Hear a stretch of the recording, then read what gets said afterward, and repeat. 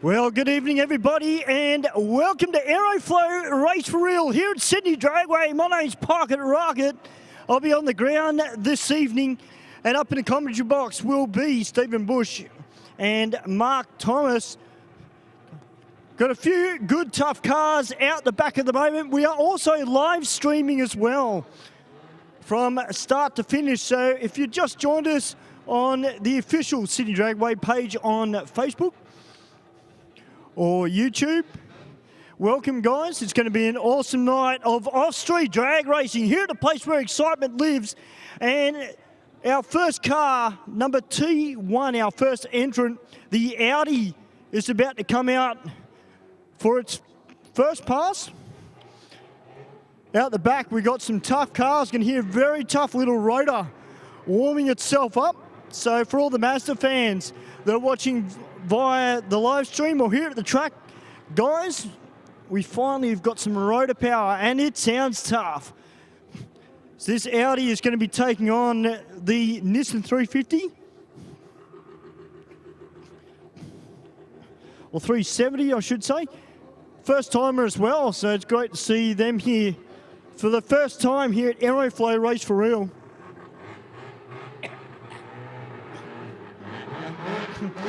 And this kind of puts in perspective a theme night that I've been talking about with our administration here, Euro versus Jap.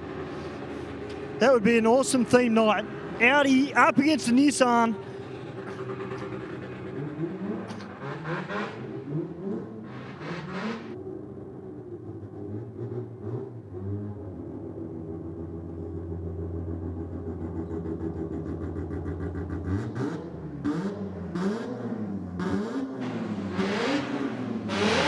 Well, the Audi got the jump over the Nissan, 0.407 on the tree, and runs on through with 13.02 with a 1 to a 14.38. The Mazda 3 on its way out now.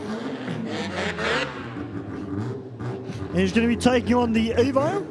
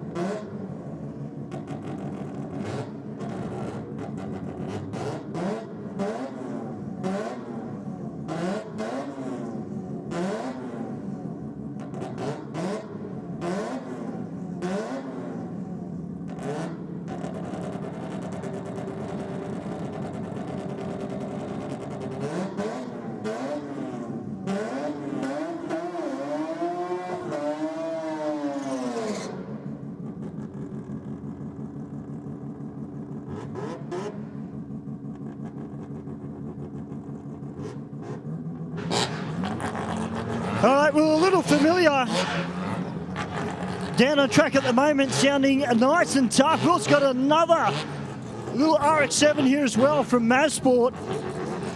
Little 13B turbo underneath the bonnet of the RX-7. Well, I'll tell you what, Stu, there's nothing like the smell of a rotary, is there, mate? The little familiar just spinning the tyres off the line. It runs on through 13.02 with the 6. There's plenty left in that one. Hey, the rocket.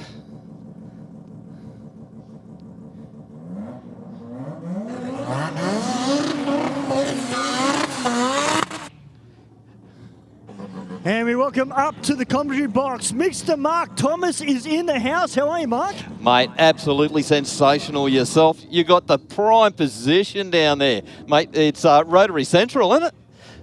Yeah, absolutely. You know, I love my rotaries. Of course, a big fan of sport compact drag racing. Interesting what this Mazsport RX-7's got.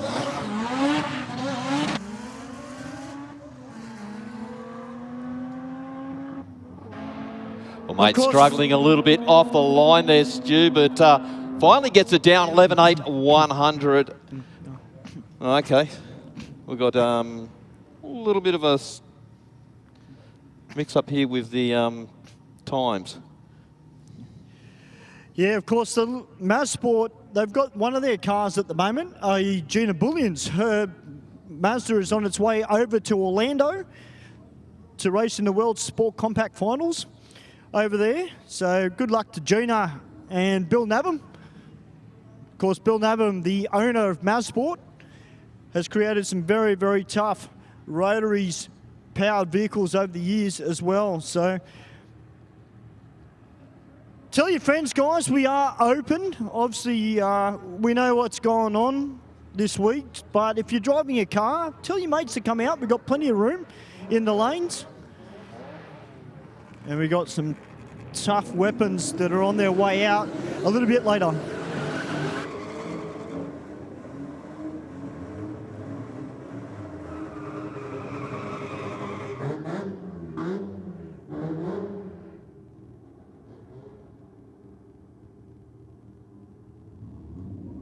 Well, Mark, Sammy Joe out here now in the Commodore.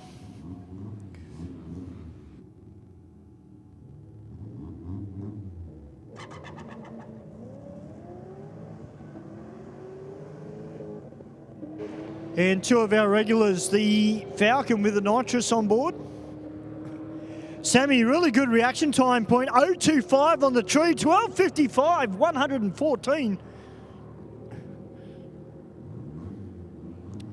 And of course, a huge thank you to Aeroflow Performance, who are continually behind Race for Real here at Sydney Dragway.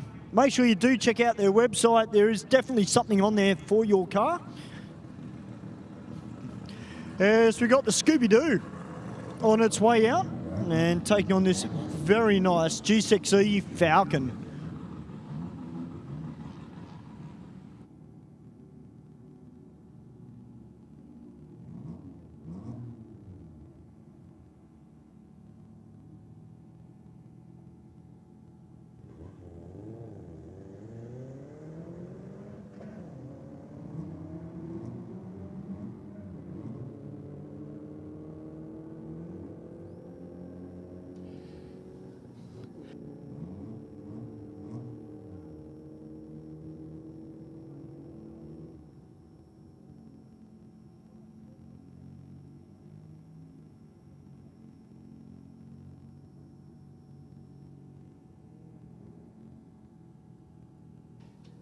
Yeah, Stu, we're just having a quick reboot on the computer. Ours up here just was way out there, our screen. I can imagine. Well, just quickly too on the live stream, like to say hello to Gypsy, who's watching from overseas. I think it's America and England. Sensational. So, yeah, on Facebook or YouTube, you can watch live because we've got live stream going. So if you're up in the crowd, well, you can either watch the live stream or watch it live. See what people are saying from around the world. Oh, we've got another Mazda on its way out, a little RX-7. I'm in heaven down here, mate. Of course, on the weekend, Mark, or should I say Friday, Saturday, I kind of went to the dark side. I was over the road for World Time Attack and had an absolute ball. Hey. Some of those machines, mate, are just nuts. They are insane.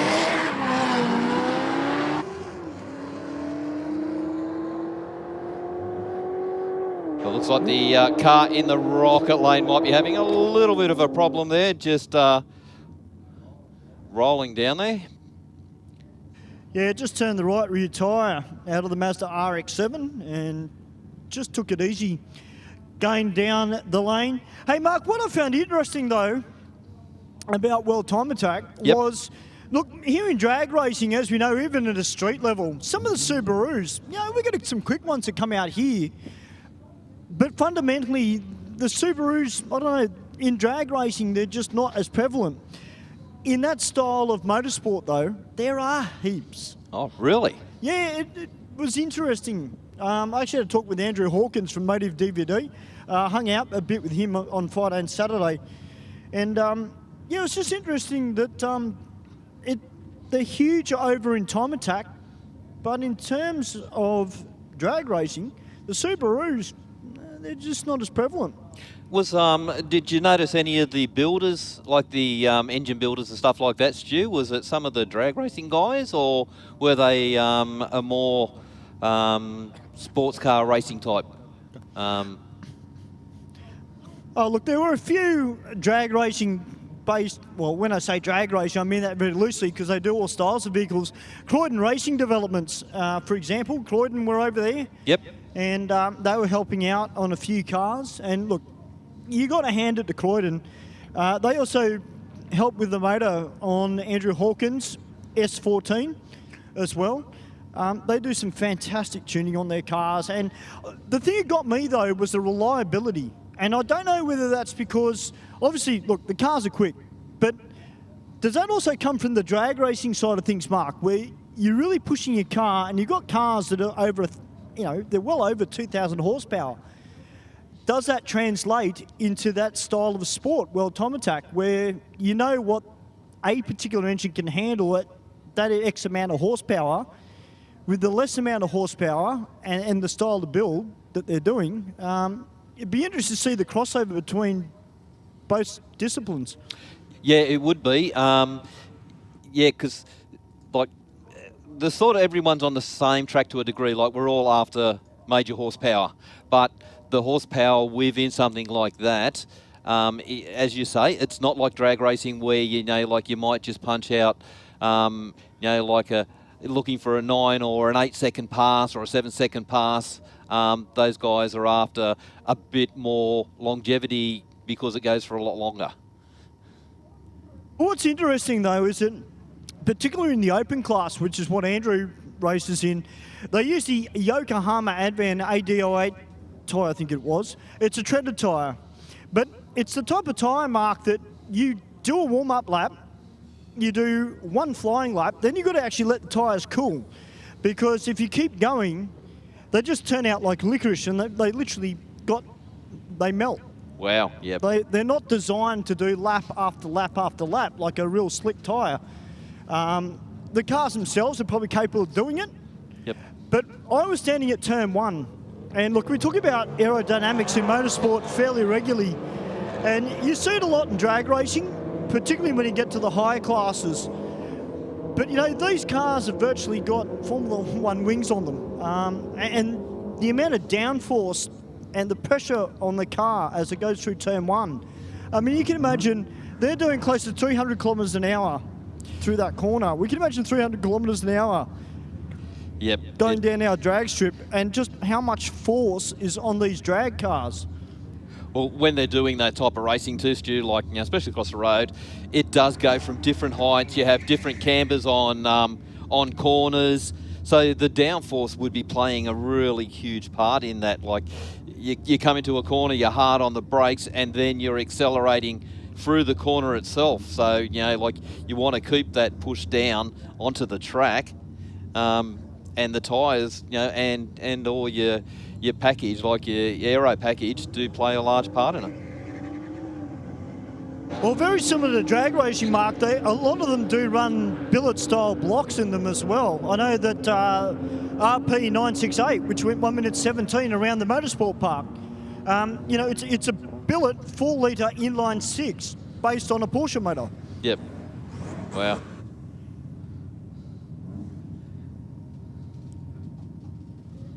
Yeah, there are a lot of drag races there. Nelson Granger, actually, who races the billet buttons. He's usually here with his HQ, because he's got a big ute that he built for Power Cruise.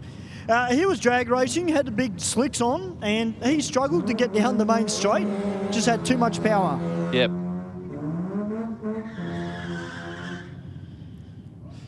All right, guys. Well, the guys from Rotor Talk are here tonight. They've got their RX-7 down here in the Aeroflow lane, and they're going to be taking on the big Land Cruiser. Great to see a 4x4 out here. I mean, obviously we've got the Caravan and Camping Show this weekend, but it's good to see them out here other side of the theme night. I'll tell you what, Stu, that's a pretty tough looking Land Cruiser too, isn't it? Oh yeah, it looks tough with the chains on the back of it. If you're watching from over in the US or England, this is how we do off-street drag racing, Aussie style. We use four-wheel drives, and we've got Mazda rotaries, we've got Commodores, we've got an old Holden down here, of course, PG engines. You want to get an engine built, guys, they're one of the workshops to call. Yeah, they definitely are. Billy knows his stuff down there. They certainly do. Well, 14.0, 97 miles an hour for the Rotary, and 15.7, 91 miles an hour for the Land Cruiser. That's not a bad pass from the Land Cruiser, just quietly. To get that thing under 16 seconds, and you're running big mud tyres and that weight, that's very impressive. It is very impressive, Stu. Well, we've got a few kangaroos down the bottom end of the track come down to have a bit of a look, see what's going on. So once we persuade these guys to move on, we can get back into racing. Well, I can tell you, Mark, it is good to see that Ernie is back this week. Of course, he's brought the Celica out with the Ford V8 underneath the bonnet. Yep. It's great to see him back. One car that we haven't seen for a while, which is out the back as well, is that very tough silver Holden one-tonner. It's got a big set of slicks on the rear end of it. It is an awesome looking car. Of course, the guys were out here probably about 3-4 months ago, I think it was. They were out here, and that car is loud. Yeah.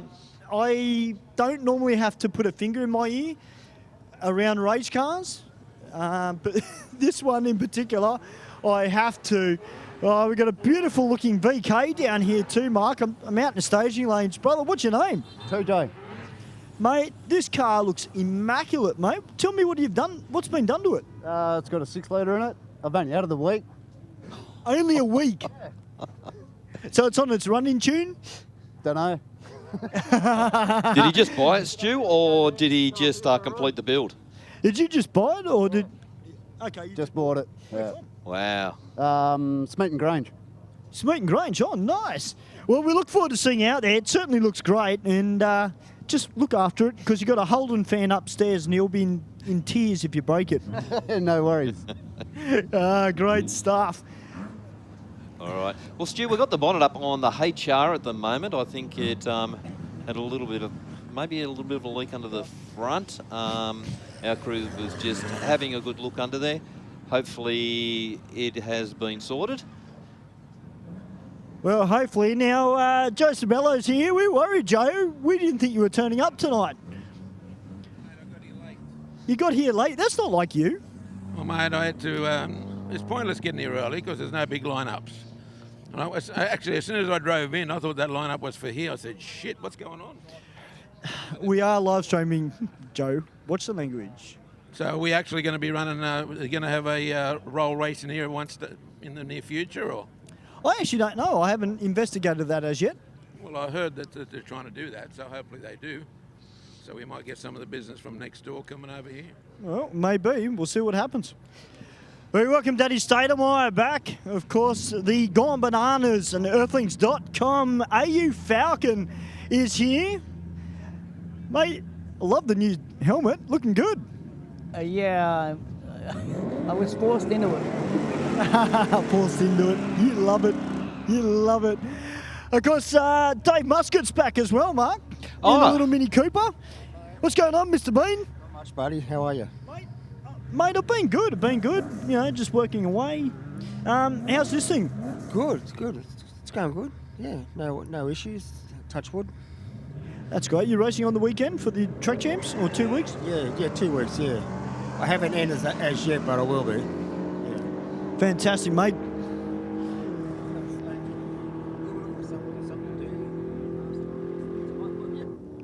Well, not a real lot between these two cars. 11.4, 118 miles an hour to an 11.8, 123 miles an hour.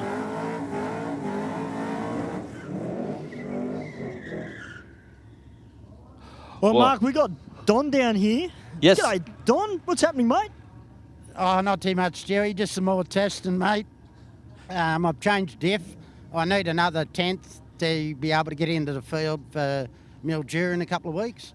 So, yeah, fingers crossed, mate. The 12.7 will give me a 8.2. I need 8.2s over the 8th mile.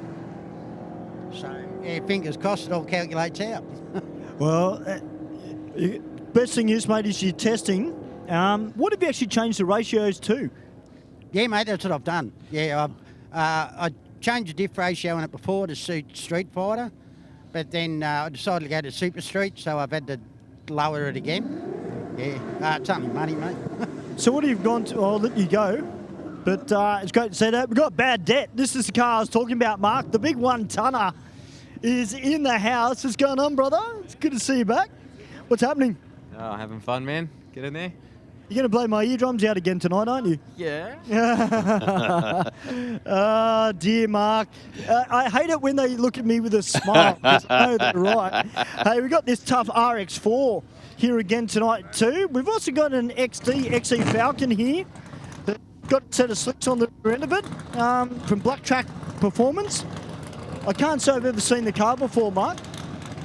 Okay. Good to see Gold Rush here as well. So we've got the big cars on their way out, Mark. Be interested to see how they go.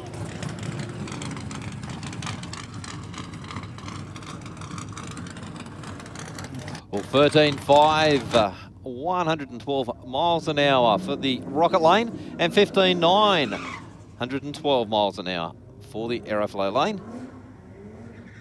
We've got the Falcon up against the Holden Ute.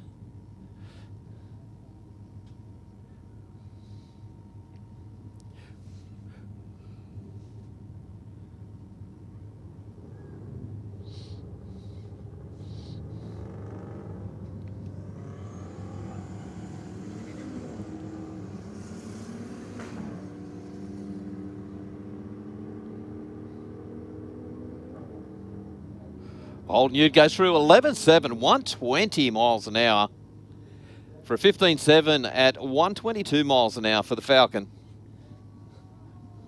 We got the Jag up against the Commodore Ute.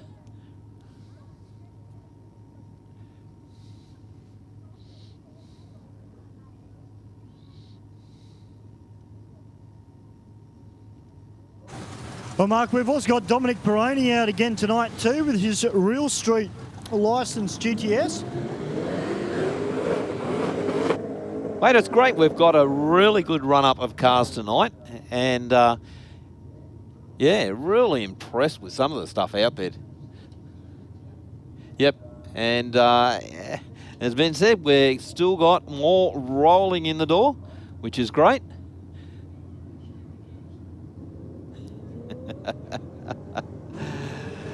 So, yeah, and that Maximum Shine Detailing Ute certainly gets up and boogies and does a great job in that car as well. Now, normally he doesn't own the car, it's somebody else does, but he gets to drive it in 12.59 for that car as Dominic is about to burn out in the VF GTS.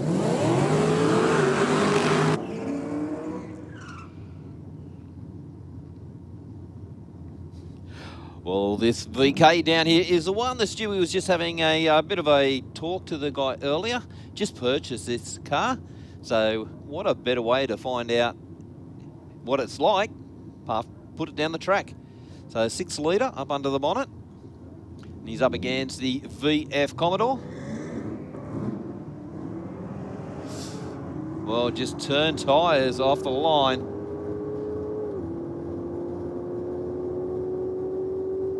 VF goes through 9.7, 146 miles an hour to a 13.5 at 111 miles an hour. So I dare say the VK come out probably a little bit less revs off the line and get a little bit more traction, and that ET will drop dramatically.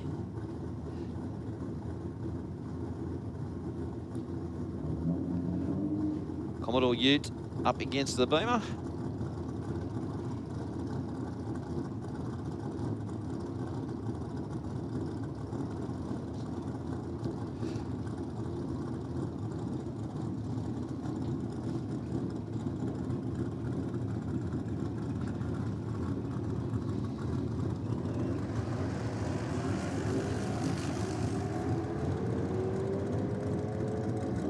Well, 1.860 foot for the Commodore Ute on a pretty good pass.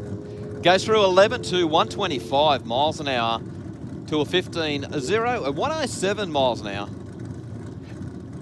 We can hear the rumble of that one-tonner down in the tunnel. Oh, yeah, it's tough, Mark. But I tell you what, the little Mini has got a different set of wheels on it and bigger tyres on it tonight. So Dave obviously looking for a little bit more launch out of the Mini.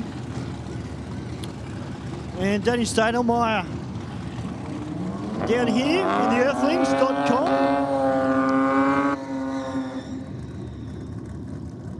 I'll tell you what, Manly's shifted as well. If you're watching online, guys, the AU Falcon. Actually, both these cars, Manly shifted, Mark, doing it the old school way. Yeah, indeed. This AU of Danny's has had plenty of work done to it in the way of, you know, a lot of trim out of it just to lighten it up. And both these guys are shooting for a good reaction time. You can see by the two red lights. Well, there's only 2 weeks until the Speed Addict Clothing Company New South Wales Championship Series is back after its winter break. So the guys will want to get their eye in. Speaking of getting their eye in, Donald Baird out now in his Calais.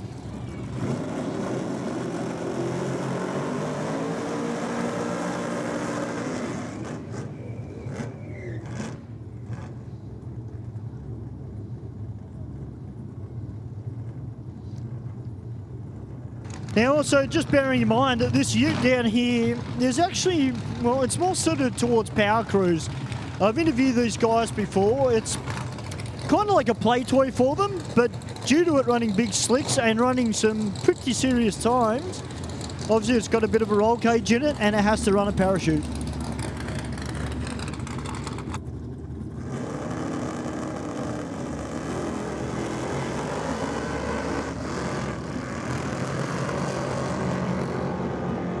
Going to be late.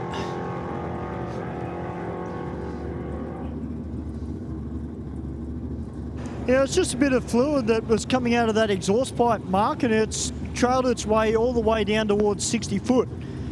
Okay. So that's just a few little intermittent little spots out of it. And some of it's got a little bit of a cloudy look to it as well.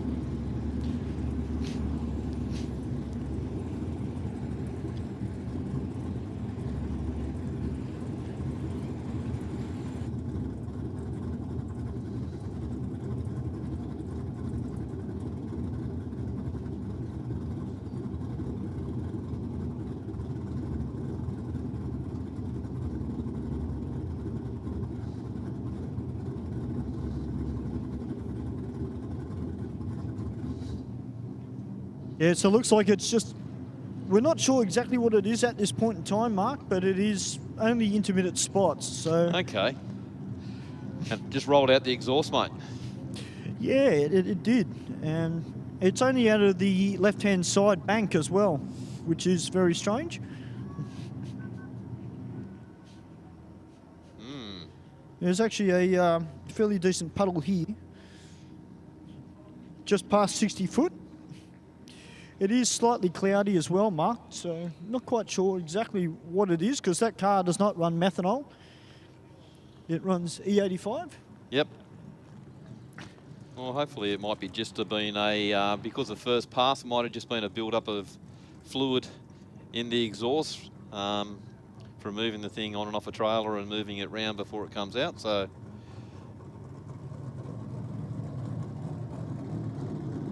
Hopefully it's not what I got a bit of a thought of what you're saying it could be.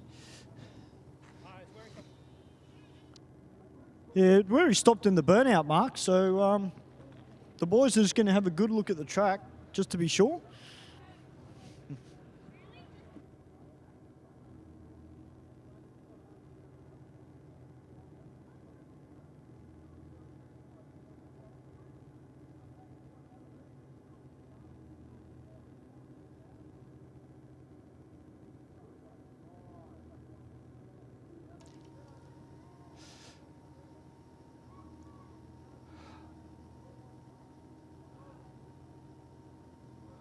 we've got all hands on deck at the moment down there, Stu. Everyone jumped straight in. Got it all sorted out.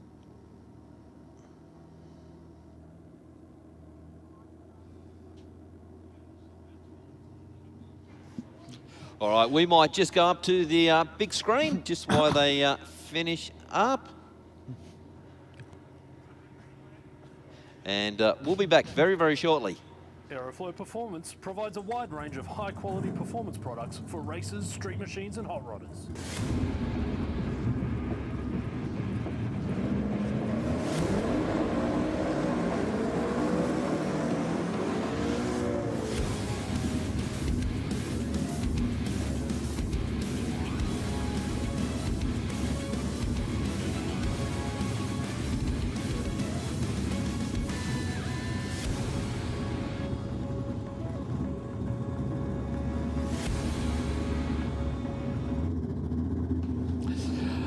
Okay, Stu, we are back, and we're back with a bit of a vengeance here. We've got Joe Cervello in this 6-litre powered Skyline up against the RX4. It's got the big N on the back window, so she's a bit chemically assisted, running the nitrous.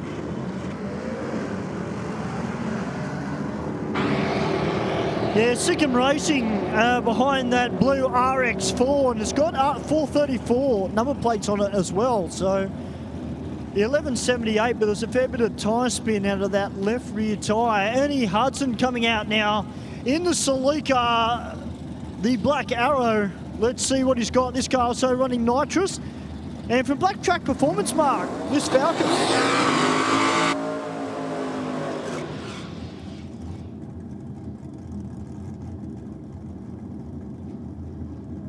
Now I just heard a whisper, Mark, or a little whistle come out of that Falcon, so I'm wondering if it's turbo barreled. Okay. Well, this Celica of Ernie's 2's got new running gear that he's been sorting out, so it will be good to see what type of parts it puts down, see if he's sorted out. It's had a few little niggly problems. Last time it was out, it was running a bit lean.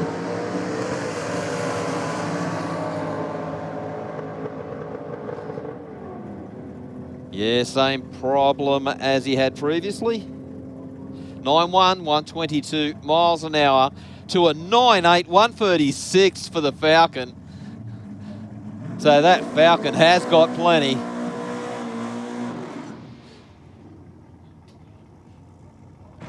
I'm going to have to go and do some investigating, Mark, because I don't know if that Falcon is running a Barra or whether it's running something else. Because I know the guys from Black Track previously have had a 1JZ power Cressida that was extremely quick. Okay. But we do have 2 quick cars down on the line again there, Stu.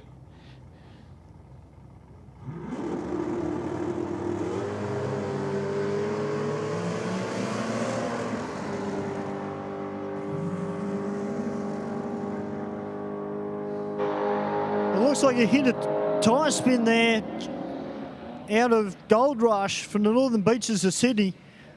13:39. It'd be interesting to look at what the short time was, though, for Gold Rush. Yeah, well, it went a 1.512 out of the hole. And 4.8 to the 330, Stu. It left the line with a little bit of a twitch off the line.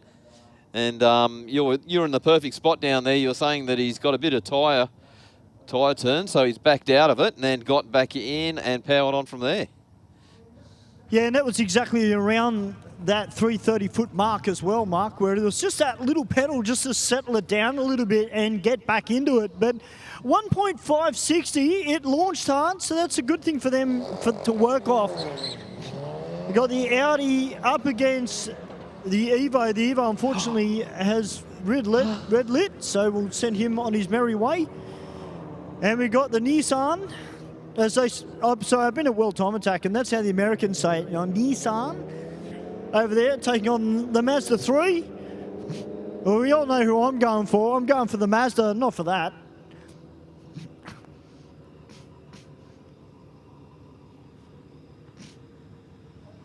Oh, he knows it too. He can tell I'm a Mazda fan. That's all good.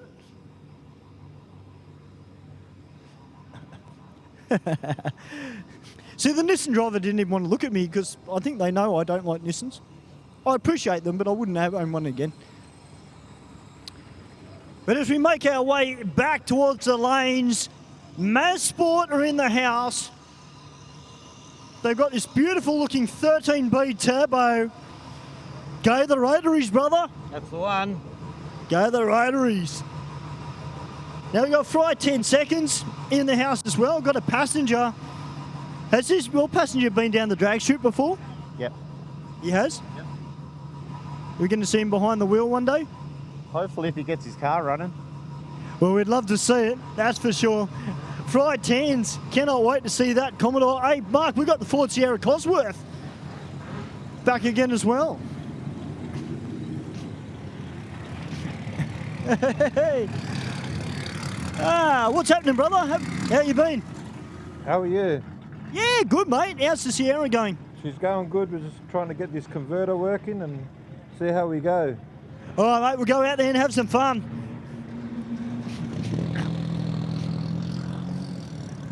Of course, those people that are watching from England via our live stream, they'd be fairly familiar with the Ford Sierra Cosworth.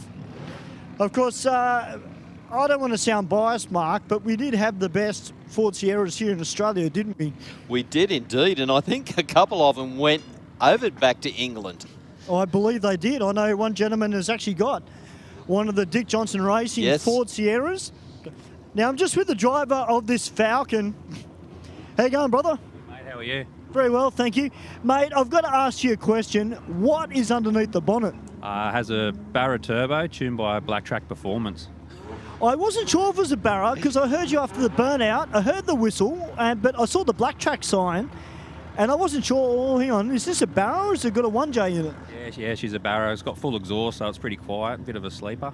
Well, mate, it's a quick car, mate. Under 10 seconds, 9.8. You've got to be happy. Yeah, stoked. Well done, mate. Well done. We'll see you back out a bit later. We've got the guys here with Gold Rush. They're just deep in conversation at the moment, Mark, so I can't quite have a conversation with them, but we will get to as to what I think may have transpired in that run. Yeah, for sure. Well, I'll tell you what, Stu, that explained everything about that Falcon sedan, didn't it? With the 9.8 out of that, with the Barra, and Black Track has done all the tuning on it, so... Mate, it's very impressive from that Falcon, Mark, because, you know, when you see it, I honestly, I wasn't sure how quick it was going to go. I was expecting, maybe a high 10, low 11, but to run at 9, that's brilliant. And it was just done so easy. It just left the line and then just pulled like a train all the way down the track. And it's got a set of radials on it as well, Mark. So no slicks, just purely radial. Well, Stu, we've got the Bushman here. He's rolled on in. Good evening, everybody. I hope everybody's having a wonderful evening. Thank you very much, Mark. I'm sorry work called a little bit of stuff had to be done. Unfortunately, like drag racing, I deal with mechanical cranes every now and then, and sometimes things go wrong, and they break down. They're not. It wasn't our crane that broke down, but we had to do something for tomorrow morning. So and hence why I was late. So hopefully I can make up for it. And it looks like we've just come into the end of that conversation talking about, I think Gold Rush ran just as I was pretty much walking across the staging lanes. The Falcon just in front of it, you said ran 980s. Good. Yes. Yeah, so some quick cars here tonight, which is good, and a reasonably good selection of cars here. I had a very, very quick chat with the gentleman with the 1300 wagon as I walked past him in the scrutineering line. So last week we were talking about him trying to get into the 12s. He went 1260 at the Sunday sessions 2 weeks ago. Yep. Because we did, obviously last week got rained out. So so he was pretty stoked, and so looking forward to quicker things from that car here tonight. It's really good talking to the people out there, like you say, Steve. Like when I was coming in, there was the husband and wife that run the Commodore, the red Commodore. Yes, yep. And just said to him, like you had a few dramas, previous meetings, and And they did. They actually went to aftermarket axles, bigger axles. Yes. And that was what they were doing. They were breaking those. Yeah, wow. So they've gone back to Holden axles, genuine axles. Yes. And apparently that they can hold a lot more horsepower than what the aftermarket ones are. Yeah, wow. I guess wondering where the aftermarket ones are made, I suppose. Maybe that's potentially the difference, but not sure about that, because you think going to something aftermarket would be better than factory. Or an improvement over factory. Yeah. I talked to Sam at Sam Performance a fair bit, and he does so many big horsepower Commodores. Yes. And he was saying that he used to put the aftermarket clutches in a lot of the manual turbo and supercharged Commodores. Yes. But he found that the genuine item was holding better. Yeah, it was handled the horsepower better. So, surprisingly enough, a lot of genuine stuff. And you look at the Mustangs. Yeah. Like the axles and tail shaft in a Mustang, like from the supercharged ones. Yeah, I think certain cars always tend to have, and you learn this as I guess you see as many races as we do, especially across all boards of types of cars, so different horsepower ratings, whether it's a standard car or not. You generally see that certain cars have weak links. We've seen plenty of Commodores break axles here, but obviously, if you get a good batch, you're lucky, sort of thing. We know that, and not casting shadow on any types of cars, we know that Evo Lancers don't like the sticky track. We just know they don't. It's just, unfortunately, it's one of those things that you do need to be mindful of when you race that sort of car here. Yes. Where we see, obviously different year models go through stages, like where, say, like Falcon driveline, that's me touching wood, is usually pretty good. Yes. From a factory point of view. Audis and stuff like that, again, touch wood, we don't see many transmissions or axles break in those cars, so they're obviously very well engineered. And I think, I'll use the word, because I've been using it a little bit this week in inverted commas, fit for purpose. Yeah. And obviously if you are continually developing your car, you will find those limitations at some point. But obviously, some manufacturers, when they're designing these things, they do, have maybe a different safety factor or whatever they're looking for when they design something, where others might overlook something, and that's why you end up with that weak link. Yeah. Well, my ute, everyone said, you're going to 9-inch it. I went, no, I'm going to stick with the Borg Warner. I'll true track it, and a set of billet axles. Yep. It's lighter. Yep. And it will handle the same horsepower. Yes. Yep. So, and you don't have to go, you're not retrofitting all your brackets and suspension and all that sort of stuff. So it's probably, cost-wise, it's probably a little bit cheaper than going to a 9-inch, obviously from the fabrication point of view. It's actually probably a little bit dearer. Oh, really? Yeah. That's what I said from those. Okay. Yeah, so the center, you spend a little bit more in the center and the axles, where if you were to use a 9-inch, you might get away with just a standard shortened version of the standard axle. Yeah. Okay. But it's just the weight factor. It's a big difference in the weight. So, Hey? Oh, they are. They are really heavy, and it's a Ford. I'm not going to put a Ford part in a Holden. So you just keep bashing your head against that wall. Just keep bashing it, Mark. Eventually you'll break through. The callus will get big enough and it'll break through.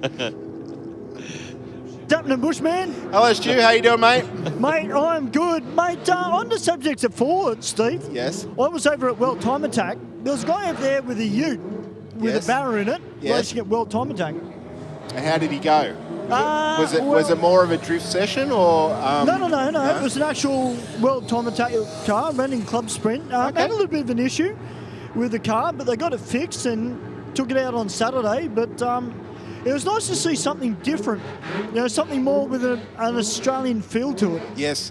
Well, I think obviously that event, attracts races from all around the world to attend, and I did see a post on there, and I know our producer up here, Ben Garrard, has suggested that I could somehow afford a Judd V8 or Judd V10 or whatever it is in one of my cars. I don't know what sort of money he thinks I earn, but you know, there was some posts on.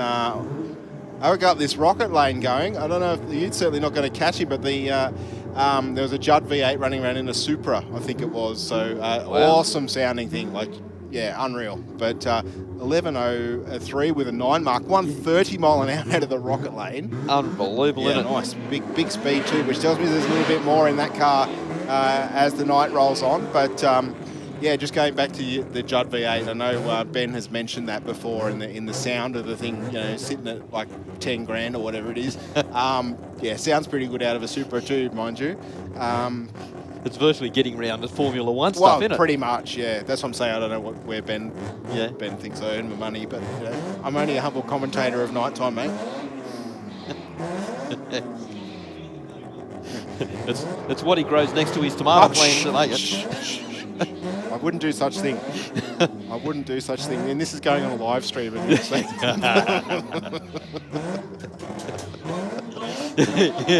Oh, a little familiar down here.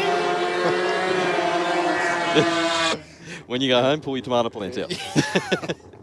I don't grow any. Yeah, isn't that just music to your ears, Steve? Well, the I sound do- of a cranky rotor. I do like the old rotor motor. I don't know if how long I could tolerate the sound, but yeah, no, certainly it's an interesting note. I'm not I wanted a rotary when I was younger, and if only my father had let me, because the car that I wanted to buy would have been worth $1 gazillion about now. Yep. But anyway, scarp it away from the start line, Stewie. 1:69 to the 60.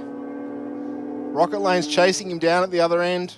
It looked like he was, but had a little bit better ET. 11:88 with an 8, but similar speed. 114 mile an hour in the Aeroflow Lane to 115 in the Rocket. But a 12:40, not bad out of the rotary. No, not bad. And, you know, this little RX2 familiar. So you don't see a lot of those around, particularly here at Race for Real. Now, we've got guys down here in the Aeroflow Lane is one of our Sydney Dragway officials, Peter Giddens, in the Kia Cerato, who's also a racer in his own right, not just an official. Who gave him the night off? You have to ask Margaret. Okay. I think that's Margaret's department. But no, Peter, of course, has raced in Super Street in a Ford Cortina, and tonight just getting his eye in his Kia Cerato. Is he going to be taking on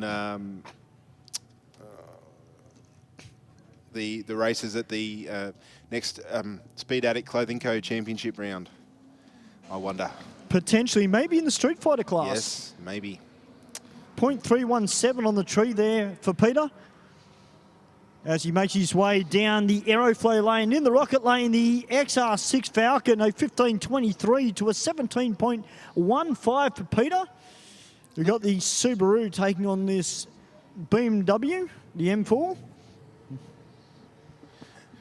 Yeah, I saw a pretty wild run of a Subaru in the US last night.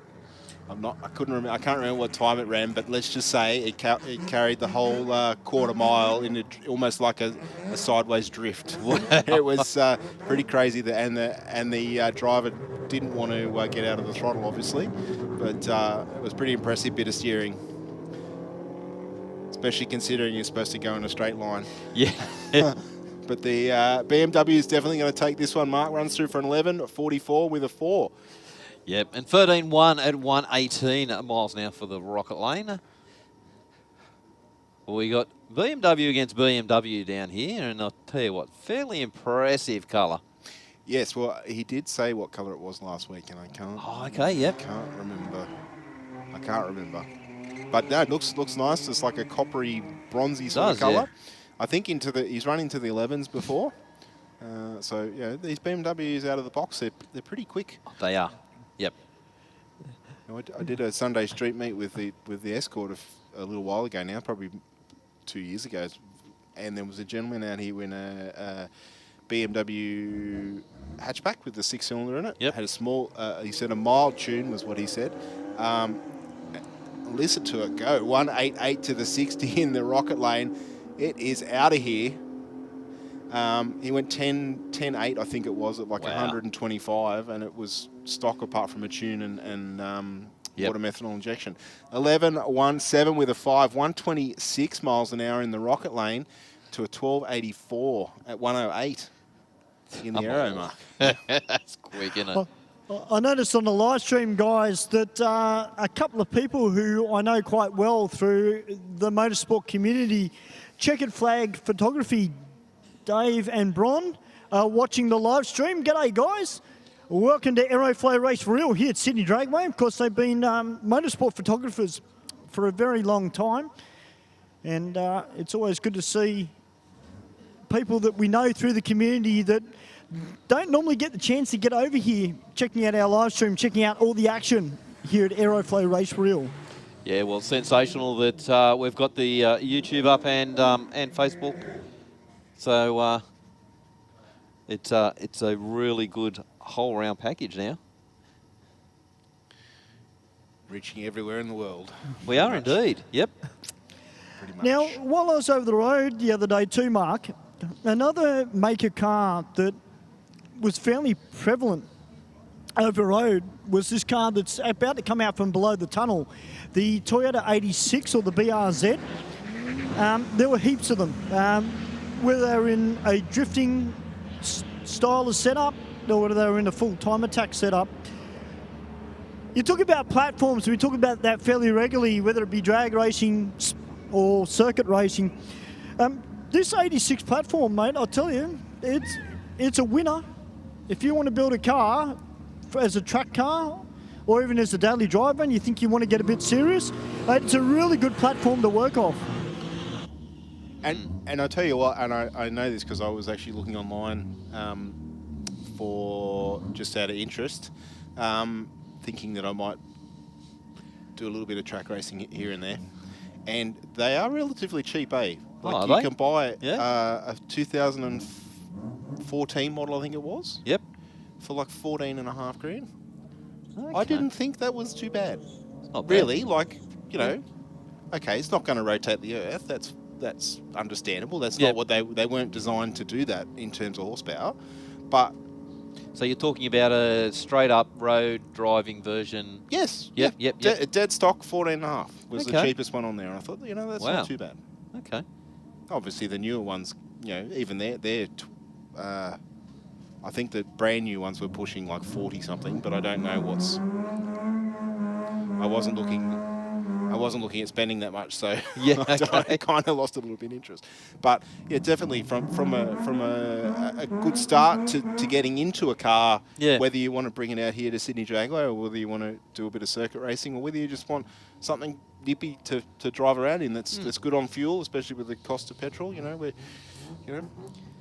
there's plenty of aftermarket stuff available for them. Yeah, there's, plenty of tuning shops that have turbo kits if you do want to. Chase the horsey power. You can do that with the turbo kits, pretty straightforward. And they still maintain their good handling and all that sort of stuff too. Okay.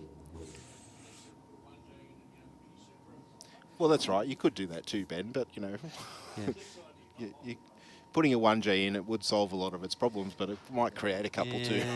But you're going to go 1J, you might as well go 2J. Correct. Look. Yeah. Then if you're going to do that, you might as well put an LS in it. No. No? Wow. Oh, mate. Excuse me, fellas. Or a Barra. No. So, excuse me, fellas. Yeah, mate. I've got an absolute legend of the Australian motorsport scene down here. Now, I know Benji can't hear what's being said, but I've got Mad Mick Brasher down here. Mick, great to see you back here at Sydney Dragway. What's going on, mate? Just come down here to watch my VL run some good numbers down here. Now, what's been done to this VL? This is a stock standard VL with the 2J in it. Stock standard with a 2J. You've got Mark in stitches upstairs. It's got some stitches upstairs. Look out. Is it one in the water that we're looking at, Stu? Yes, it is. Yep, that's it, Steve. Okay, so it's one of these cars that's only casually making how much horsepower? How much horsepower is it making, Mick? Makes 880. Hence why I asked, Mark. Yeah. 80 horsepower there, boys. It's not making much, only doing 1,000. Yeah. Casual 1,000. Yeah. Well, Stu, I could live with a Holden with a 2J in it. I could live with that. Really? Yeah, I could. Okay. But not as long as it doesn't have any I'll Ford accept bits in that. it. I thought yeah. you'd stay true to the Lion brand. But, hey, it just goes to show how versatile, too, that motor is. And, you know, Steve nailed on the head earlier, too, about the Barras. You know, just how versatile that motor is as well in our motorsport landscape. Very much so. Unfortunately, the VL got away not too bad off the start line, but out of the throttle, I'd say around about half track, I'd say, Mark. Would you agree? I would agree, Would have been too far away from that. Yep. So I think we're going to see some really good times out of that later in the night. Yeah. Yep. Yeah, 140 plus mile an hour thereabouts, probably. If not more. If not more. Yeah. Depends whether he gets out of the throttle at 1,000 or not. Yeah, 800, I reckon 9.2. Okay. Here's a prediction from Mark Nostradamus over here. 9.2. I'm going on horsepower. I don't know what the setup of the car, but going by horsepower, you would see that. Good side-by-side race in front of us here. 12.42 with a 1.16 in the Rocket Lane. Looked a little bit closer than that from up here. 13.28 with a 5 in the Aeroflow Lane. Pair of Holdens in the water now. Ute's definitely been here before. Yep. Actually looks a lot like that one that came out was turboed. Oh, yeah, I haven't seen that for a while, have we? No. That one didn't sound turbo though in the burnout.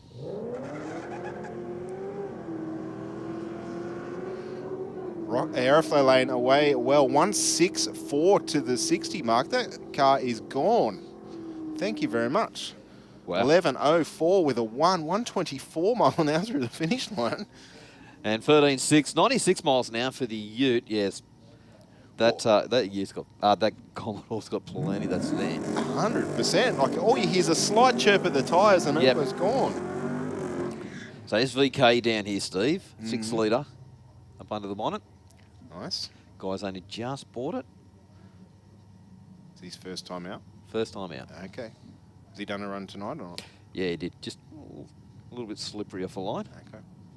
See how he goes this time. He gets it to the ground. Well, 1.8 in the 60 foot.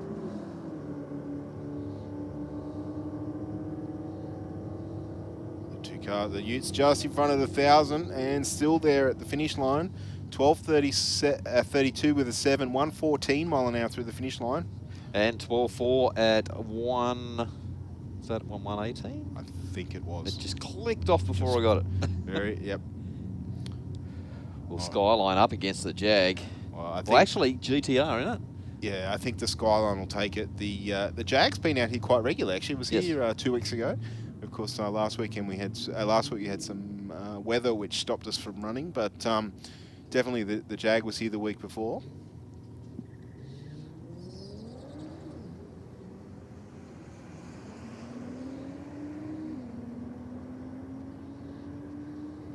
Skyline getting very close to the centre line and runs on through for a 12.55, 122 mile an hour through the finish line. Well, 13.6, 104 for the Jag. That's not too bad at all. Should race me. It's pretty much what I've run. Yep. Maybe a little bit quicker in ET and 1 or 2 mile an hour more. But, yeah, pretty much on par. Difference is he'd be probably D for drag and I'd be going in the wrong gear. But I definitely don't run 13s when I do that. So.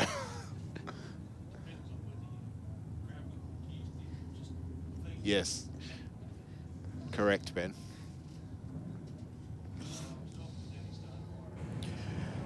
Hey boys, we've got Steve Sarkis back out again in the Sigma, doing some more testing. Yeah, it'd be good to see the Sigma put in a really good full-on pass down here. But I don't think we'll see one of them till later in the night. Look at the speed, 132 2, yes. In the Aeroflow, and then 11:31 with a 1. You can see that nitrous carry through the top end, didn't it? I guess it just goes to show how critical the launch is here. You know, we just saw that Red Commodore, you know, a few runs ago, 11.0, and it was really quick and clean to the 60-foot. Well, I spoke to the guys of VX747, boys, and they were saying that they want to get this thing down into the low 10s, possibly a 9. Whether they can do it, I don't know. It is running radials, so we'll see. Which one's that, Stu? I'm assuming the one in the rocket lane got away 160 to the 60. Little bit of smoke at the top end. 991 with a 7. 139 miles an hour through the finish line. Wow. Yeah. Was motoring pretty good. There was a little bit of fume out of it. Yeah. A bit after 1,000 foot, I dare say. We are just checking the track conditions there, but the Sigma in the other lane, Sarkis, went 12.71 with a 9 at only 69, so he was out of the throttle again with that car. Previous time he was out, he was just virtually launching the thing out, just chasing data, so I dare say he's doing the same thing again tonight. Well, I think just trying to get comfortable in the car with the launch and whatnot, so...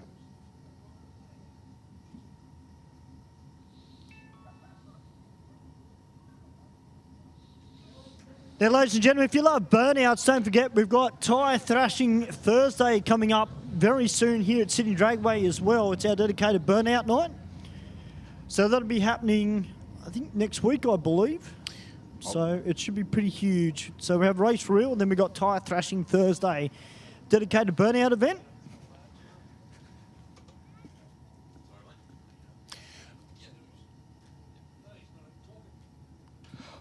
All right, guys, we might just go up to the big screen and just pay a few bills. We will be back very, very shortly here. Aeroflow, Race for Real.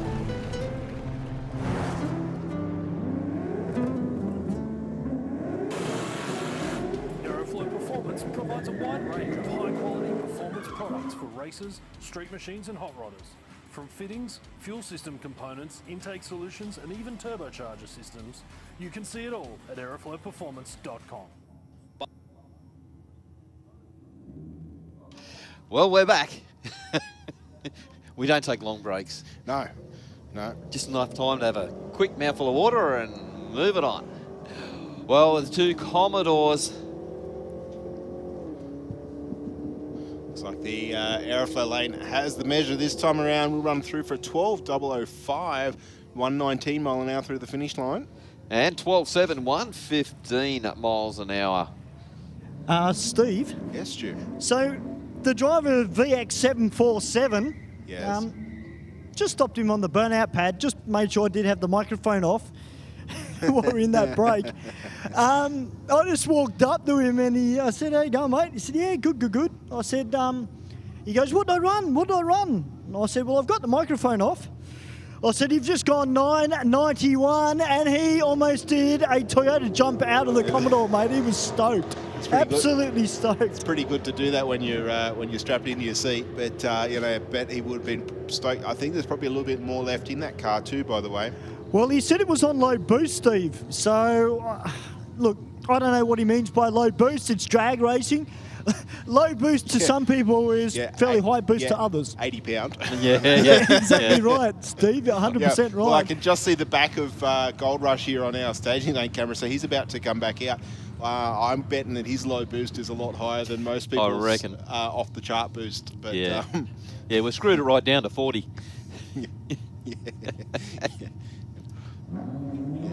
Got the wastegates right open. Yeah.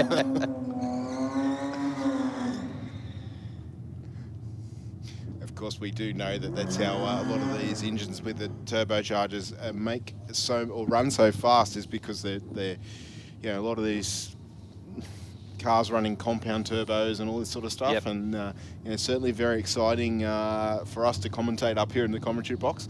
But it can be thrilling sometimes when for the spectators, I guess, when mishaps happen, because unfortunately when there is a mishap, there's not much left usually. No, they're big ones.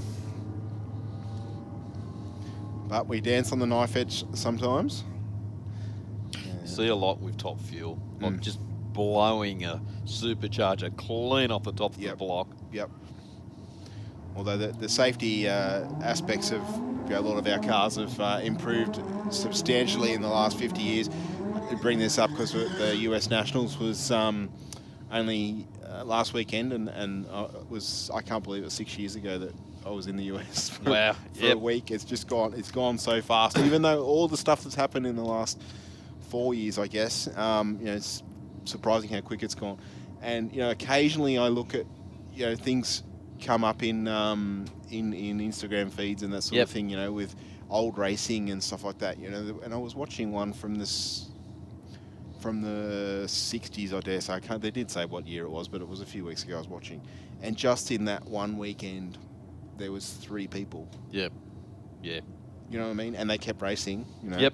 But you've got to remember, those guys and girls were sitting in a Top Fuel dragster at the time, sitting in front of the engines in front of them. Yep. Their safety, still running nitro and all that sort of stuff. Okay, they're not making 10 or 11,000 horsepower, but still the technology of the day was a cast iron block and Yes. and no blower restraints or anything like that. And anything happened, it was right in their face, and their safety equipment may have been probably a little bit, later it was, leather jackets and an open face helmet with goggles, and jeans. So, fire's fire, and... Yep. How much do you remember of Castlereagh days? I was only born in 81, so not much. All right. Have you ever watched anything about Castlereagh? I've heard a few stories. I've watched. A friend of mine had a whole heap of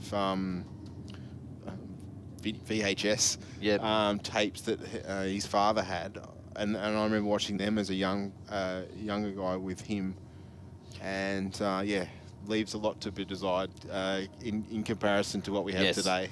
Yeah, I can't remember the car. It was a fuel dragster. But they were experimenting with twin superchargers. Okay. That would have been Oakey's, I dare say. I know Norm, was it Norm Oakey? I think American Auto Parts. Yep. He had a couple of different cars with twin blowers on them. Yep. And you would see those things, and they'd just flop off the top of the other supercharger, and it was nothing. They just rolled it in the pits, whack another one on, and away they go. Yeah. It's just replace the blower bolts and off you go again. But I think obviously a lot of weight sitting up there. But I guess if people don't try and experiment stuff, you don't. The idea is not investigated, so therefore you don't know. Like we've seen. One of my plastic kit models I bought as a kid was Tovey Ivo. He had a all-wheel drive front engine dragster that had 4 engines in it. They all ran off the crankshaft of one another, and it drove all 4 wheels. If the idea worked, it would have been unreal. Yeah. But it didn't work. In comparison to what was there, obviously the trade-off for traction is a lot of weight. Yep. And the engines weren't blown; they were only injected. So and we're probably talking before the days of aluminium heads and aluminium blocks and all that sort of stuff. And I dare say having all the engines run into one another probably didn't achieve as much as what was thought horsepower-wise. Other things that come to mind was Big Daddy Don Garlett's had a rear engine dragster that ran the engine east-west. Yeah. Now, the idea of that was it was to drive the rear wheels into the ground through all the gearing, but I think he said in his museum tour thing that I have on VHS, which I can't watch now because the tape's that old, I put it through the thing and it'd just chew it up. With all the gearing that was involved, he lost so much horsepower through all the gears, it just wasn't worth doing. Yes, yeah. The idea worked, but the trade-off to what made it work wasn't worth the benefit. Yep. guys. We just had a few skippies down the bottom end of the track. We've got a group of them down, then drag racing enthusiasts. Yes. For our international viewers, it's a skippy's a kangaroo, if you didn't know. Yeah. Boys, it's good to see LX320 back again tonight. This beautiful looking Tirana. I know you like this one, Mark. He'll be out very soon, but look at this, the black track performance. XC Falcon .097 on the tree. This is quick. And a 10.02 with a 1 Stu, 136 mile an hour. He went 149 to the 60. So launched pretty well off the start line, but not quite as quick as the first run that he did.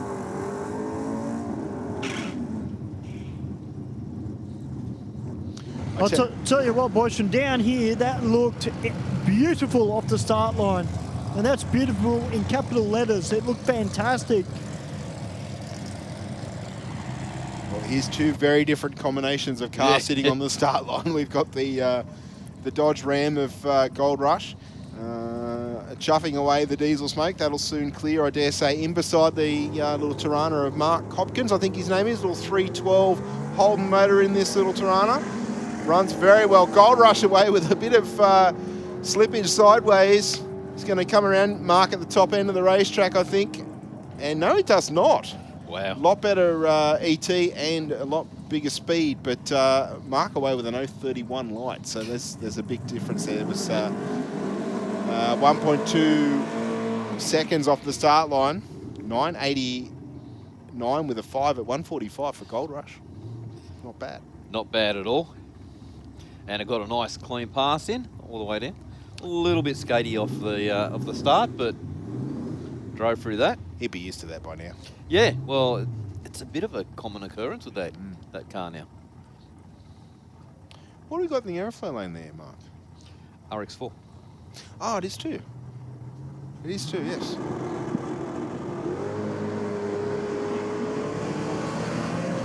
All right, Ross Bilby away, 003.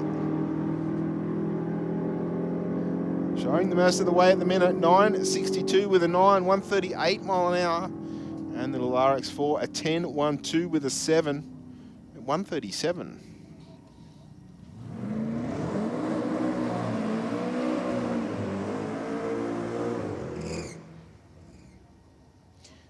Big burnout from Joe Sorbello in the Datsun.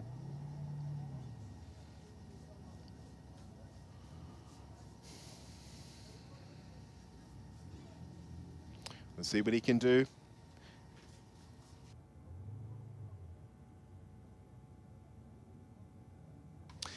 And let's see what Joe can do. He would have seen that light from Ross 003 on the tree.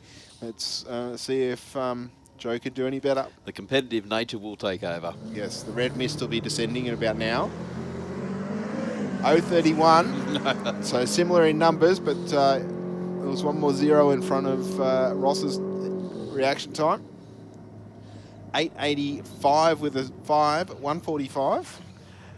Great run there. Hey, Stephen Markham down in the staging lanes with VX747.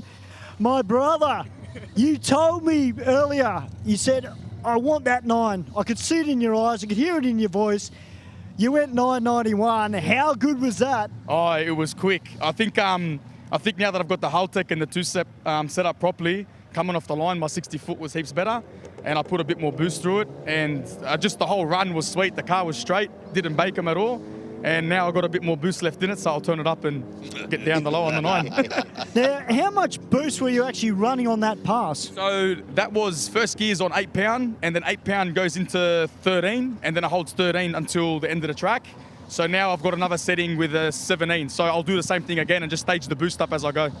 Yeah, well, mate, you're certainly going about it the right way. Tell me what Haltech computer are you running in it? So it's got a Nexus, I think it's the R3, I think it's R6, whatever it's called, IC7 dash. It's, got a forged motor, T400, GT42 turbo. I've maxed the turbo out, so I can't get any more out of that, but alloy LS1 block, so I won't go too hard on it, but I'm happy, so. Is that running on E85? Nah, pump fuel. Pump fuel? Yeah, nice. How Wow. impressive is that, Mark? That is sensational. Steve? That's awesome, mate. Beauty Well, of mate, boost. Yeah, yeah. low boost. I love how you say that, Mark. And you can't. I can see the smile coming from here. Well, 17 pound is relatively low in today's standards, but you know, if he can achieve that on 17 pound, then that's pretty cool. Don't worry about the alloy block. Just put a bigger turbo on it. Well, mate, if you can, you know, get a little bit more out of it, is there a 9.8 in it? Well, I'm thinking maybe if I do the high boost and it's sort of, you know, the tyres stay on the ground, if I could notch 0.1 or 0.2 off the time. Look, to be honest, anything in a 9 is good for me. So I've already hit my benchmarks after this. It's just, you know, the cherry on the top. So I'll be happy. Well, mate, congratulations too. We look forward to seeing you coming back out. There you go, ladies and gentlemen. If you're watching on the live stream or you're here at the track, that is what off-street drag racing is all about. Putting smiles on faces, not racing the other competitor, getting your PBs. And I'll tell you what, Mark and Steve, if there's a 980 in it, I'll tell you what, there'll be a party tonight down here in the pits, and I'll be involved. I think the boys will find their 980. It looked like a really good pass, Steve. Like that thing went down there. Well, I think it was 1.6 to the 60 from memory, Yes. and you know that I think definitely is the key in how that car launches. Yep. To have the 2 boost settings, pretty smart way to go Yes, about it it. is. Yep. You know, because the track is prepped as a Aeroflow Race for Real track prep. Yep. So obviously, if he came along to the Speed Addict Clothing Co Championship, the track prep would be probably a little bit better. But if we prepped the track like that tonight, we feel that we know that there'd be a lot more cars going home broken, and we don't want to do that. No, we're here for a street meet, and it's prepped for street cars. Yep. But yeah, I dare say that that little bit more boost will make it a lot more happier. Yes. And yeah, with the 8 pound, that's perfect for getting it off the line. Yes. And then it'll just carry through the top end with just heaps of horsepower. Mark and Steve, I just had a quick word to the crew. Just said congratulations on the 9.8. Look, they said that car gone 9.2 before, but apparently, guys, they put an air shifter in it. So they're still playing around with that at the moment. Okay. Air shifter. Righto. Well, I guess it's a little bit of timing, I suppose. I don't know how quick they are on the button. Yeah. Whether they're a little bit of a delay or whatever, but because we do know that obviously, we talk, you know, pro stock cars where they're banging through the 5-speed gearbox. Yep. You know, if you're a couple hundred RPM either way of where your shift point is, Yeah, it ain't going. it ain't going. Yep. So, which is pretty critical as a driver. We're not being rude about that. That's just the way it goes. You know, in a sport that's decided by thousandths of a second a lot of the time. You know, those 100 RPM here or there is a big difference. Yep.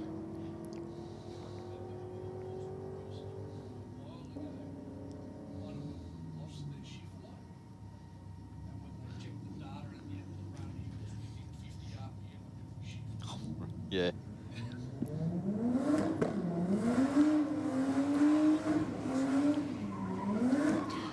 All right, Falcon taking on the little Honda.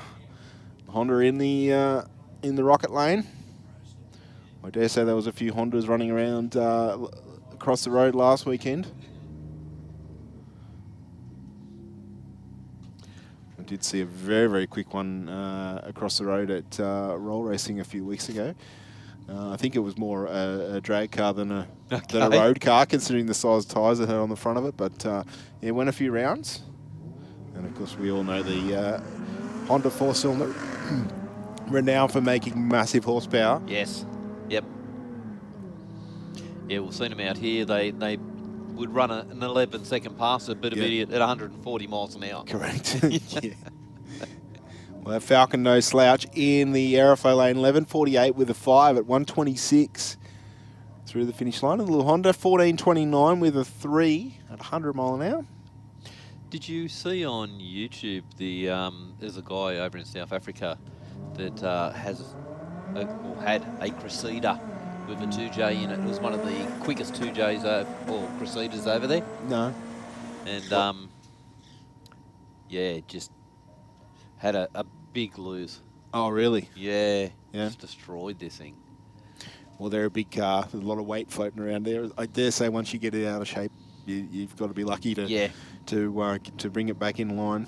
Well, this 2J must be pumping real big horsepower because they had multiple screenshots from everywhere with different cameras. Yes. And they had one in the car, and you could see the car just start drifting sideways. Oh, okay.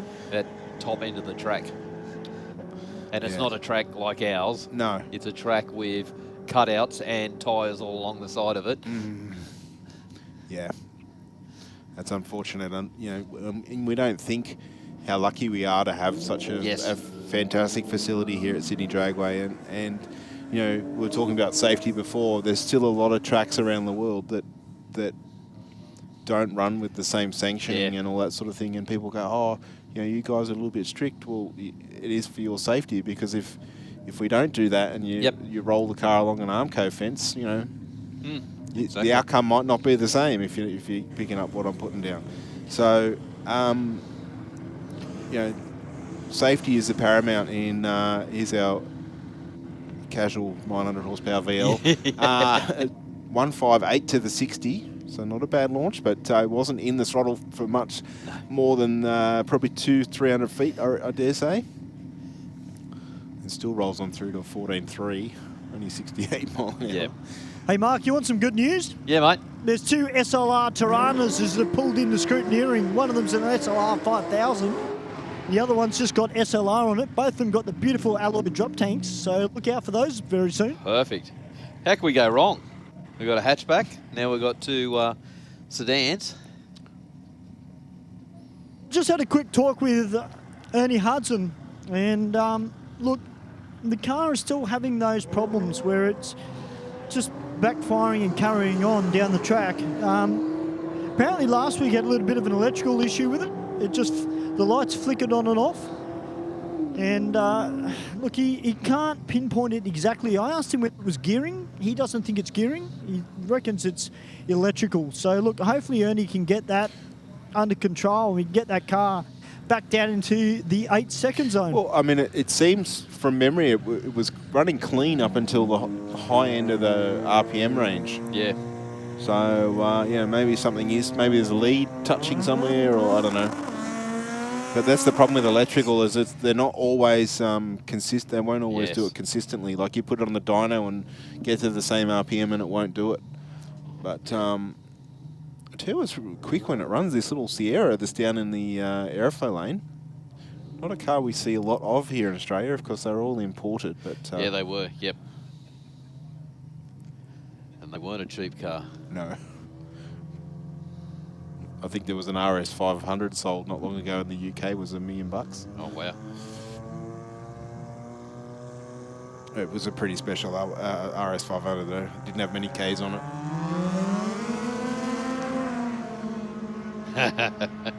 There's a little bit of lag off the start line for the Sierra. It didn't come on strong until probably 80 foot away from the start line. Out of the throttle early and still runs a 12.00 with a 9 at 104. I was going to say, pick where the boost just cuts in. Yes, yes. Well, he was doing a higher mile an hour and a half track, just to give you an idea.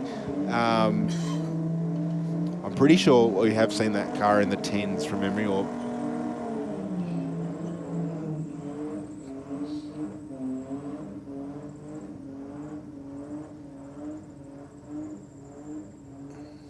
trying to smoke us out, Mark.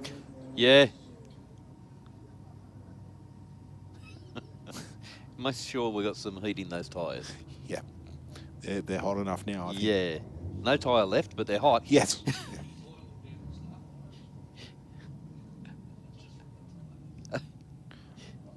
Not having a go at the driver at all. He's having a good time. Having a good time. Having a blast. That's what it's all about. Pretty even off the start line here, only 4,000s between the two. I think the Falcon will have the legs at the top end, already drawing away. And we're on through for a 15.1, 95 mile an hour in the Aeroflow lane. And 16.4 at 81 miles an hour for the Rocket lane. We got the nitrous-assisted XF Ute up against the sedan. See the shift light flashing away there.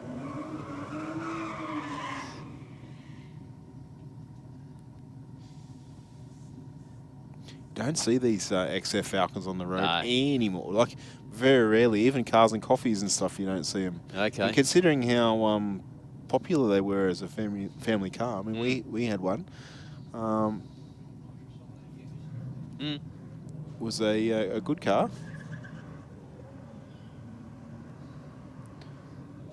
Sub 2 seconds to the 60 foot for the Ute. Well, I'm seeing double mark. Yeah, have indeed. Hey boys, I just down here, just been talking to the driver of the Falcon, which has got the radials on it. Got a fair bit of Haltech hardware in it, just quietly. But the boys out here just doing a little bit of testing. They're just testing the 60 foot before they send it on a full sand at Midnight Mayhem, which is coming up here at Sydney Dragway very soon. Brought to you by Street 20. There's going to be some very quick radial cars at that event.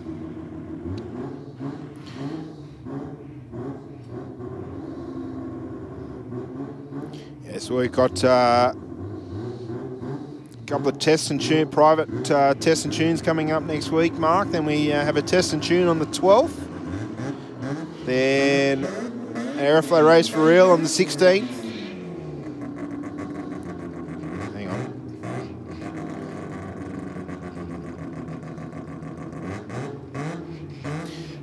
Scratch that. I'm looking at the wrong month.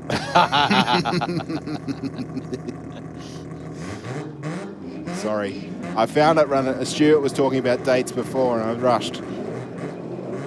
That's the right one.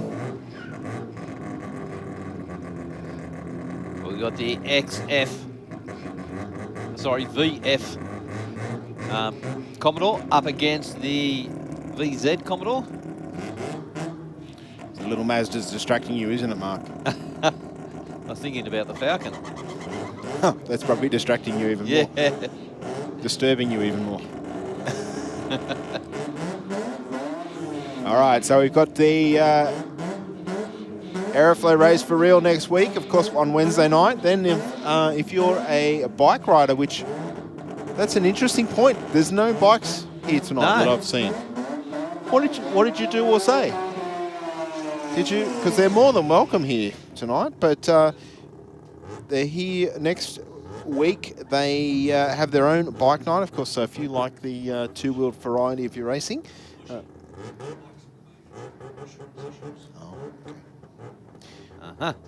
Right, wasn't aware of that. Okay, so thank you very much, Ben. The 16th of the 9th will be the Speed Addict Clothing Co. New South Wales Track Championship round. Then we have the Aeroflow Race for real on the 20th of September. Then we're going to try some roll drags. Is scheduled for the 21st of September. Then, of course, the Aeroflow Race for real on the 27th, which is another Wednesday night. Then we have the Tyre Thrashing Thursday, which is what Stu mentioned earlier, so that's the 28th. Then the 29th is a Full Throttle Friday to round out the month of September. Little RX-7 in the Aeroflow lane. Getting to the 60-foot, sub 2 seconds. And runs on through for an 11.97, 121 miles an hour.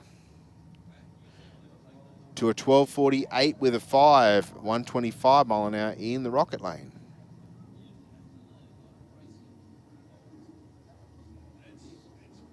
Well, this Subaru down here back out for another run from Yakuza Motorsports. The driver here always loves coming out here, can't get a smile off his face, and it is a great looking car, this one as well. Doing it for the Subies.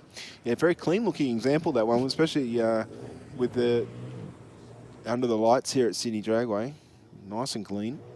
It looks fantastic from down here at trackside, but he's got a bit of a mission on his hands. He's up against this BMW. Yes, I think just quietly the Aeroflow lane might take this one out, Stu.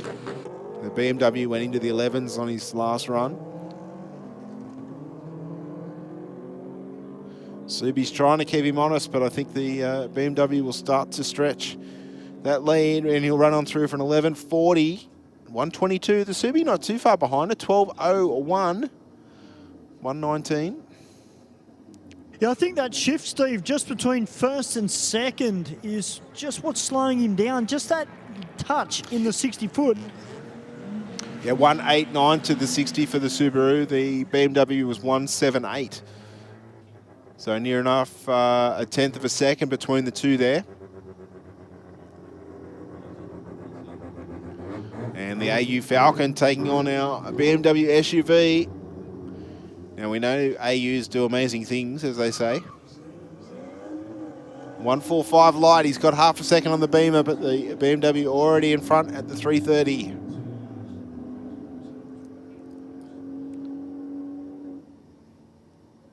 .11.16 with a 9, 126 mile an hour for the SUV. To a 15.41, 90 mile an hour for the AU Falcon in the Aeroflow lane. All right, we've got Peter Giddens coming up next, boys. In the Rocket Lane, in the Kia Cerato, one of our officials. So now all of us in the blue shirts will be cheering for him, that's for sure. Peter coming out, very seasoned campaigner, as you well know, Steve, throughout the years in drag racing and getting some practice in his street car. Did you give him a tutorial on the start line?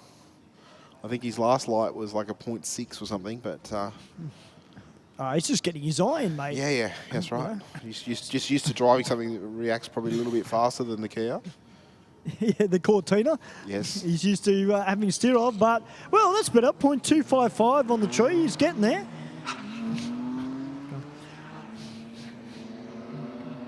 Yeah, the BMW in front. And we'll run on through first in the Aeroflow lane. 12.82 with a 0.111 miles an hour through the finish line. And 17.0, 84 miles an hour. Sorry, mate. I was going to take it because I thought you saw you drinking out of your bottle, but that's fine. And can you do ventricle? You struggle just as much as I did. I can't even say the word, so I can't do the item. That's right. That's right. So I'll say no. I'm assuming you can't. Yeah. That's all right. Now, Mark, the last couple of weeks we've been talking about that grey Audi, the RS3 that ran the 895 up at Willowbank. And I actually happened to catch up with the driver of that car on Saturday over the road at World Time Attack. I asked him, I said, mate, what has been done to this Audi? He didn't give me specifics. All he said was everything has been done. Did you say it just runs a little 1,000 horsepower? It's probably closer to 1,500 right? Or more, I'm guessing. Yeah, I tried to get as much information out of him as I could, but... So you weren't persuasive enough is what you're telling us. Well, I wasn't going to be aggressive about it, but I mean, you know, he's a nice guy, but no, in all seriousness, he did say everything, so... Yep. If he says everything, everything. Yes, well, if it's run eights, there's probably not a lot of stock stuff left in it. No. I mean, they're a quick car out of the factory, but obviously to get to an 8-second pass, you know. And that is the whole package in it. Like you're not just doing mechanicals, but you're doing everything else around it as well. Yes. Getting it to the ground is another factor all on its own. However, I have been told that by a couple of people that the RS3 gearbox is pretty well sorted bit of kit. Okay. I wouldn't want to break one though. Just put it that way. Yep. Because I'd retrofit something else into it somehow. Stick a turbo 400 in it. Yeah, have the input shaft out. Yeah, turbo 400 with dog box. Yeah, that's right. It'd have to be a shorty housing button. Hey, Mark, 16.08 out of the big Land Cruiser. That's quick. That is quick, Stu. Imagine seeing that thing come roaring over a sand beach or something. Oh, that sounds pretty serious. A lot cleaner this time, the VL in the Aeroflow lane. She just tagged the limiter there at the end of the burnout. Just heard a little purge of the nitrous as well there.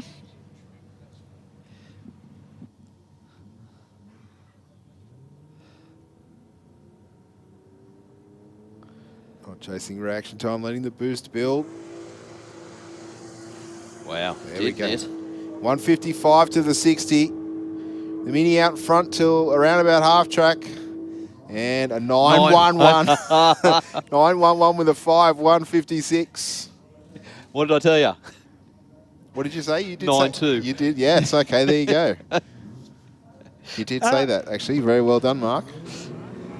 Well, Steve, it's interesting you commentating that run, mate, because not only was I listening to what you were saying, but I was actually watching that car very intently from down here. Not one hint of wheel spin out of that car all the way past 60 foot. Well, we could hear it come on boost probably around 60 foot from memory, but definitely launched pretty well. 155, I think it was, to the 60. Definitely shows, and the horsepower, 156 mile an hour, definitely shows it's making plenty at the top end of the racetrack. Unbelievable. Good pass there. 11.32 with a 6, 123 mile an hour to 11.33 with a 5 at 123. Side by side. All right, well, this should be a good race. We've got the older model Toyota 86 down here in the Aeroflow lane. Next to him, we've got the new model BRZ from the Defined Car Group. Those guys are designed for lowered cars. This gives you a bit of an idea of what the driver was saying last week, where there's that difference in power between the two models.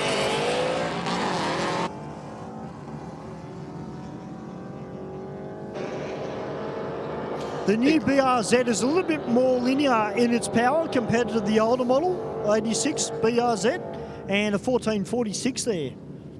Yeah, it looked like it spun the wheels a little bit on the start line, the car in the rocket lane there. It did, Steve. There was a little bit of condensation came out of the exhaust pipe and all around there, and just didn't help it out. But I'll tell you what, hard tuned also behind that car as well. So plenty more in it, I reckon.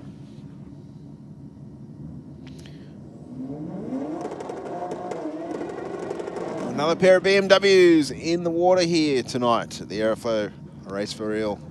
This BMW, Steve, has got what looks like a very big intercooler sitting underneath that front bumper.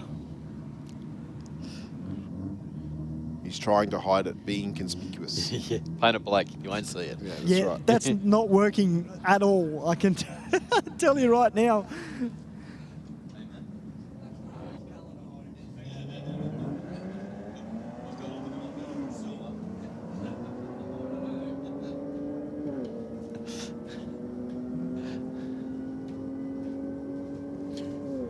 11.75 with a 1 in the Aeroflow lane to an 11.59 with a 2 mark. Yeah, and look where he gave that one away. 2 tenths in the... Well, there's 2 tenths in the start line. Yes. A bit over 2 tenths. All right, here's that little Mazda wagon taking on the RX-7. We've actually got a few rotaries here tonight. We've got a good amount of rotaries, but this one is just absolutely mint, this car. It is, isn't it? Just, it looks really, really trick under lights. He's gone with a factory colour. Not big wheels on it, anything like that, but it's certainly working well for him. As I said, he went 12.66, I think it was, at the Sunday session, the last Sunday sessions that we had. And let's see what he can do here. Out in front of the RX-7, 12.52, 109 miles an hour. And 13.4 at 101 miles an hour for the RX-7. Yeah, that's a great little car. It is. He's launching pretty well too. 168 with a 9 to the 60.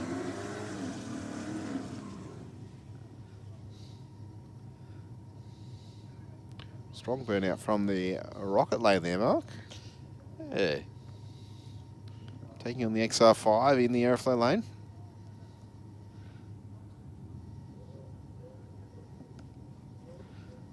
So this Falcon down here, I wonder if it's a genuine black car.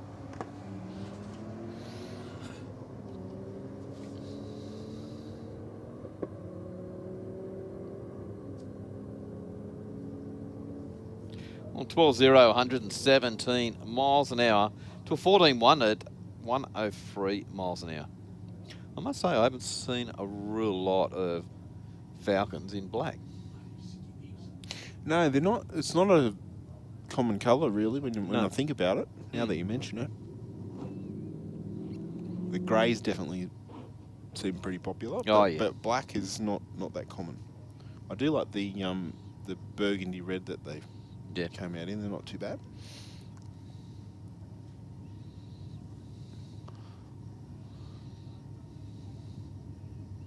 All right, is this our friend in the Commodore? Yes, I think it is.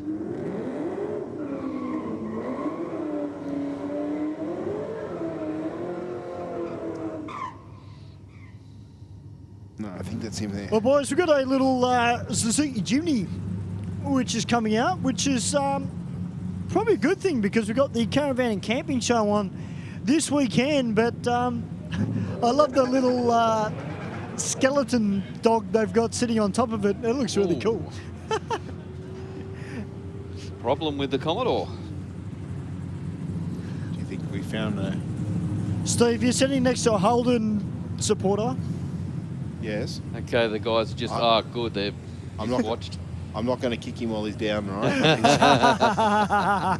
Because I don't think he'd do it to me, so I'm not going to...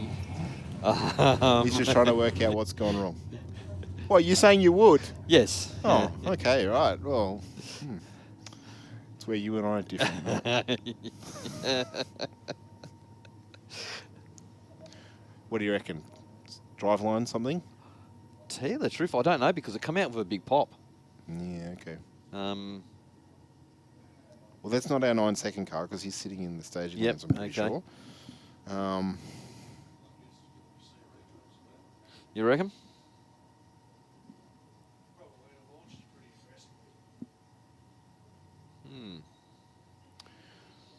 All right. Well, while we... no one seems to be picking up parts at the moment. No, we're just examining the track surface. So driver doing the right thing in pulling over towards the wall. Yeah. Our starters were down there going that way, that way. They were pointing their hands for him. Well, I'll tell you what, boys. You're talking about a Holden stocked on track, but, mate, we've got a Tirana here, which looks fantastic. What's going on, my brother? How are you, mate? Mate, I'm good, mate. Tell me a little bit about your Tirana. First time running it, first time at the drags, 355 stroker, made 580 at the tyres. Haven't got it on anything special, just normal pump fuel. Hopefully we run a 10.5. That's what we're aiming for. Well, mate, I'll tell you what, it certainly looks the part. How long have you had the car for? A year and a half. Well, mate, I've got to tell you, and not just from me, but from our commentators upstairs, this car looks fantastic, mate. It's an absolute credit to you, and we cannot wait to see it on track. Thank you. Special mention to the Muscle Car Warehouse. They sold me the car. For anyone who wants a nice muscle car, go check them out. Absolutely. Thanks, brother. Yeah, car looking fantastic on camera. He's sitting in the front of the staging lanes. We can see him on the camera. Yeah. Looking over the staging lanes right now. Stewie doing a fantastic job to get the lowdown on some. Yeah, it is big horsepower. Big horsepower for a 355. Yep. All right, Mark. Well, we're just extracting that Commodore from the top end of the racetrack. We might just throw to our big screen for a couple of quick words from some of our sponsors here at the Aeroflow Race for Real Wednesday nights, and we'll be back with you very shortly. BikeReview.com.au is Australia's leading website for performance and modified motorcycles. BikeReview.com.au is the only motorcycle-focused website to feature motorcycle drag racing on a regular basis. And in the words of editor Jeff Ware, our involvement with Sydney Dragway is our way of putting back into one of our favourite sports. BikeReview.com.au. Stay informed, up-to-date and entertained thanks to Para News. Para News is Parramatta and the Cumberland area's leading free and local newspaper, delivering the best content from on-the-ground journalists and providing businesses with direct access to potential customers. News, sport, entertainment, puzzles and so much more. Para News really is the heartbeat of Parramatta and Cumberland, and it's out every Tuesday. Get your free copy at selected locations in the area or check out paranews.com.au. Bank said no to your home loan? Talk to us. Not a bank. Talk to Australia's real-life non-bank for home loans, car loans, personal loans. Pepper Money, the home of loan options. Okay, we are back here. Aeroflow, a race for real. We've got that car off Commodore. the track. Yeah, Yes. Commodore. It's not often they get towed off, Mark. It's okay. I couldn't say Commodore. Like It's okay. It wouldn't come out because it's just so unusual for one to break. Yeah. I am saying it to it, but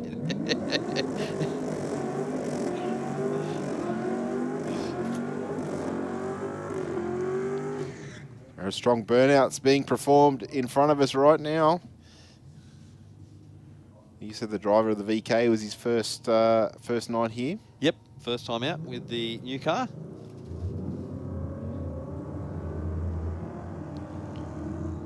Not too bad on the tree. 1:14 his reaction time. Yeah, 1.9. The 60-foot. Car's locked together at 1,000. And 300s across the finish line. Yeah, nice. 12:41 with a 6 in the rocket lane. And 12.4 at 1:13 for the Aeroflow lane. So absolutely nothing between the two. So that was one on a whole shot. Yep. I mean, the car in the rocket lane did a better reaction time, got the lead, and the Ute wasn't able to run him down. Look, Jag up against the Skyline. Skyline's just totally overshot the line. Didn't these two race each other last time? Yes, they did. Yep.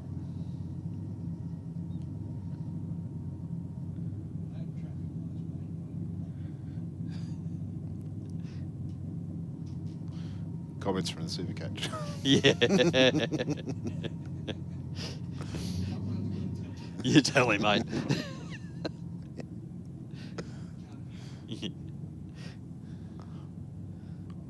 Oh, those on the live stream probably can.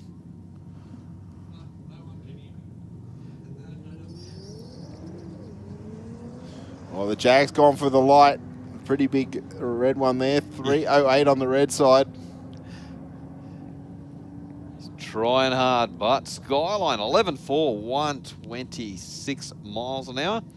And 13.7, 105 miles an hour for the Jag. That's not bad. Yeah, I thought it would have been a little bit quicker to the 60 though. Just under 2 seconds.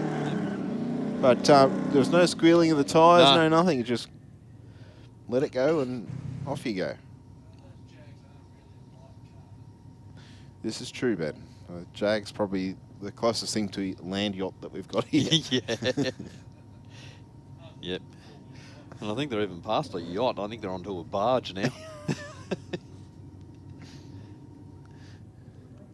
Hey fellas, I just noticed too, Steve Sarkis is actually running nitrous on the car tonight as well. So, had a really good run last week.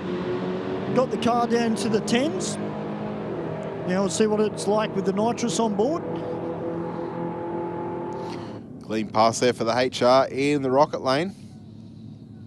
Yeah, 11.5, 117 miles an hour. Not too bad at all. And 13.3 at 107. You got Suzuki. Something like that anyway. He's running the clutch in for this weekend. He's going to take on the RAV? The four-wheel drive course they're building. Okay, yep. Maybe. Imagine one of these, Mark, like back in the old days with the turbo motor in it. Yeah. Remember the old Suzy Tech cars from back in the day? I tell you what, I did see on the old Instagram the other day. I don't know where it was. I don't think it was in Australia. There was a guy in a Suzuki Sierra, like one of the soft top things, doing like mud racing with a 13B in it. Okay. Holy moly! It did it obviously launched, lifted the front wheels, and he was just plugging gears the whole way. It had must have had like a clutchless gearbox in it. This thing's screaming. And carried the front end through the finish line. I mean, they don't run a massively long track, but still, that's pretty impressive. Yep. And they looked really cool, like almost a reminiscence of the old Army Jeep. You know, they were pretty popular back in the day, especially with no doors on it or anything like that. But it had a full cage in it and stuff. But this one here is not going to carry the front wheels, but a 24-second pass, 47 miles an hour. Yep. I might have one of the earlier ones. Yeah. With a twin cam Toyota motor. Oh yes, a Suzuki. Yeah. Yep. They would have gone along all right. Yeah. That model. Yeah. It drove perfect. Well, my brother had, what do you have, a Daihatsu Feroza, which Yep. is the same as the burnout car that we see here occasionally at Sydney Dragway. And it was a great little car. Like, for what it was, awesome to thrash around in. Not that we did anything stupid, but no, it's a good little car to drive around. Not that you got caught anyway. No, I don't do anything stupid on the road, full stop. I don't. Touch wood. All right. You know, it's like you don't believe me. 11:48 with a 121 mile an hour in the rocket lane. And 816 miles an hour. And I can honestly say, no, I don't believe it. I reckon you would have been a rebel on the road. No. That's why I never broke anything. Ask Mr. Garrard over here how many diffs he blew up in his Sigma or whatever it was, or the Holden that you had, and how many diffs have you blown up? I lost count. That's right. I've done this many. 0. Really? Yes.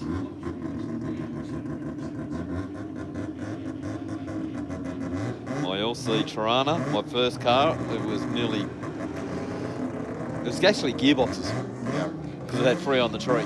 See, because I just couldn't be bothered, mate. I just didn't want to go through or having to deal with that and then go, oh, I need another gearbox and then another gearbox and then another gearbox. Keeping in mind that my car was already, by the time I finished, it was already 35 years old. Yeah.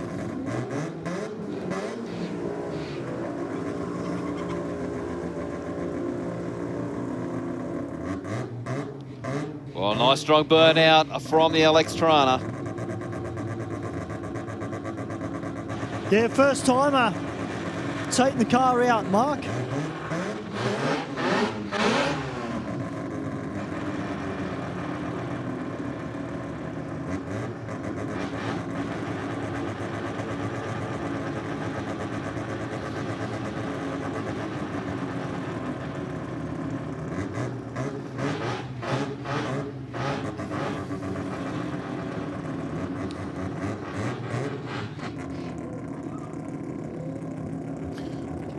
And the Commodore away with a 118 red light. Tirana 2.1 to the 60. And the Commodore will get there first. 1263 with a 3, 115. And 13.6, 106 miles an hour.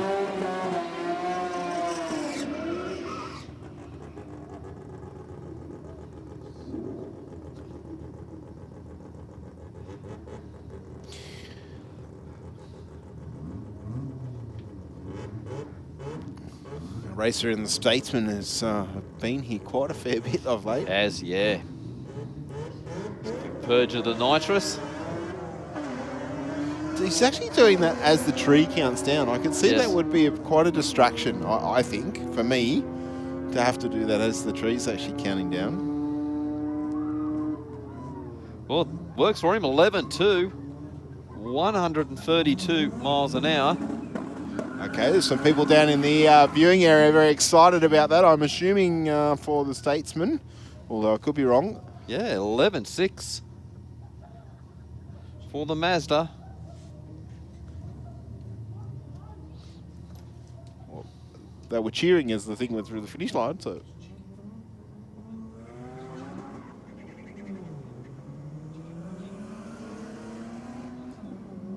The RX-7 on track now in the Aeroflow lane.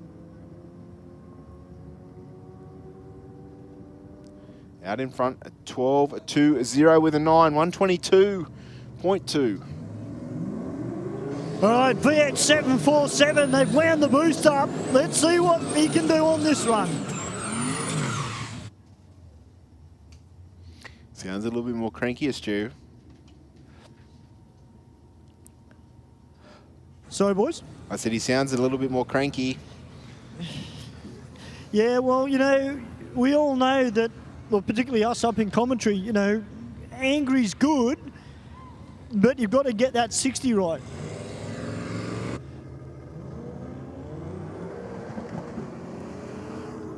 Wow, that just squatted and jumped out. It did, 157 to the 60. A lot more smoke this time at the top end, though. 983 with an 8, 136 miles an hour. So he's achieved his 983 with an 8, 136 mile an hour, and a 10.0 in the other lane. Wow. 147 miles an hour. So we definitely found that little bit of extra boost. Yes. But also found a little bit more smoke at the top end. It so did, yeah. I'm wondering what's causing that issue, whether it's a boost-related issue or what, I'm not sure.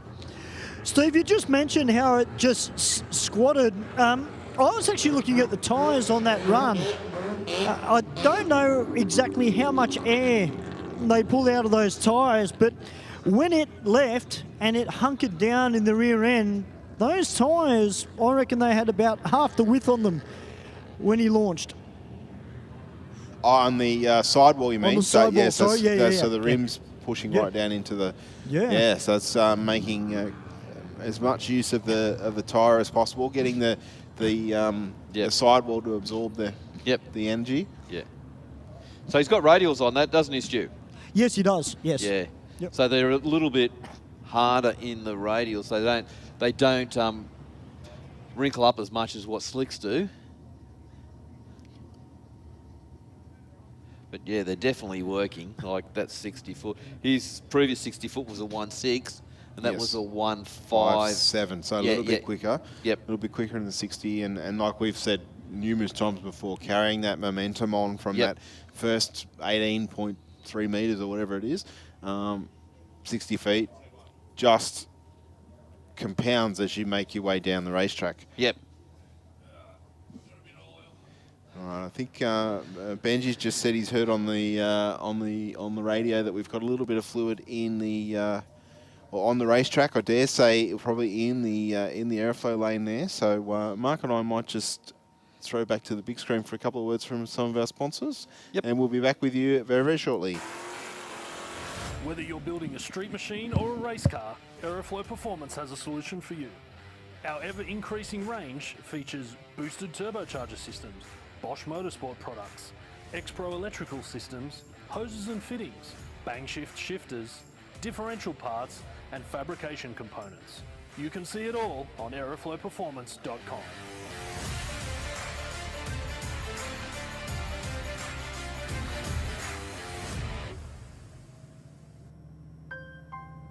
We've always had a few cars. They're all special. The T-Bird. Oh, that's mine. The Combi for when we want to get away. The XR8. It's going to be a classic. They're all insured with Shannon's. We've also got Shannon's Home and Contents cover, which helps protect our automotive collectibles, tools and memorabilia in the home and garage. If you're motoring enthusiasts like us, it's got to be Shannon's. Shannon's, insurance for motoring enthusiasts. Call 13 46 46 for a quote. I've chosen to use VP Racing fuels since I was a teenager racing motocross, which was 21 years ago now. I just have a really personal trust with VP Racing fuels. Running on the ragged edge of blowing up and not, a lot of it has to do with the race fuel, and that's what we rely on, VP Racing fuels. VP has been making racing fuel for 43 years. They're the official fuel of multiple top series globally. No matter where we are in the world, no matter what fuel we need, it's always consistent. It's always perfect and exactly what we're expecting and our tuners expecting. They support myself, my Drift Alliance bros, and for that, I'm extremely thankful. Keep making amazing fuels, and we'll keep out there having fun.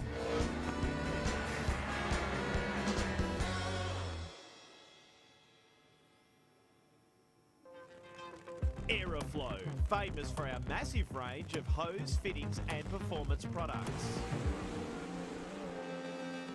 Air filters, oil filters, fittings, engine and transmission parts, fuel systems, tanks, silicone hose, exhaust, air conditioning, turbo and nitrous accessories and more. Get your free catalogue and shop online now at aeroflowperformance.com.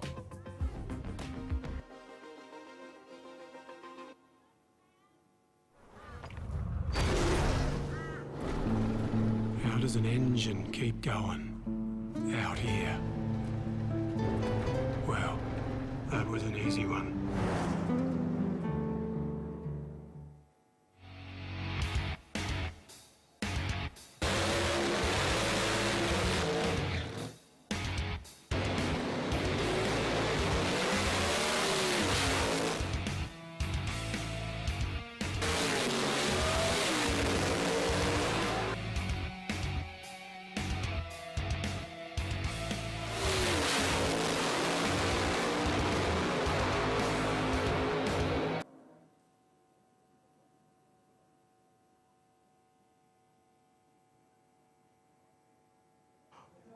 Well, fellas, I just had a chat to the driver of VX747. He was happy it ran 9.83. However, there were little specks of oil up the right-hand side of the car, and it was still smoking a little bit coming up the return road, and I could smell it. So hopefully that car, you know, they'll get that fixed. I'm sure we'll see it back out here at Sydney Dragway again in the future. Now, I saw a post on the live stream, and one person in particular mentioned that the BMWs are becoming a lot more popular. And, you know, that's a very valid point. We're getting a lot of BMWs here at Aeroflow Race for real. And as a matter of fact, we're going to have to talk to this driver right now while we've got this clean-up. G'day, mate. What's your name? My name is Sam. Sam, welcome to Aeroflow Race for real, mate. Tell me a little bit about your BMW. It's stock at the moment, just running stock. Keep an eye out for it. You say stock, but what's actually under the bonnet? It's a 6-cylinder twin-turbo X-Drive. Wow. Now, we've seen a lot more BMWs become, particularly the later models, becoming a lot more prevalent here at Aeroflow Race for real. And we're getting some ideas for a theme night. And one of my theme nights I reckon we should run should be Euro versus Jap. Now, do you reckon you Euro boys could whip some Japanese cars? Mate, I reckon it'll blow their doors off once this is finished. I wouldn't expect less from a BMW driver. What do you reckon, Mark and Steve? You reckon the Euros can topple the Japanese? I reckon it's possible.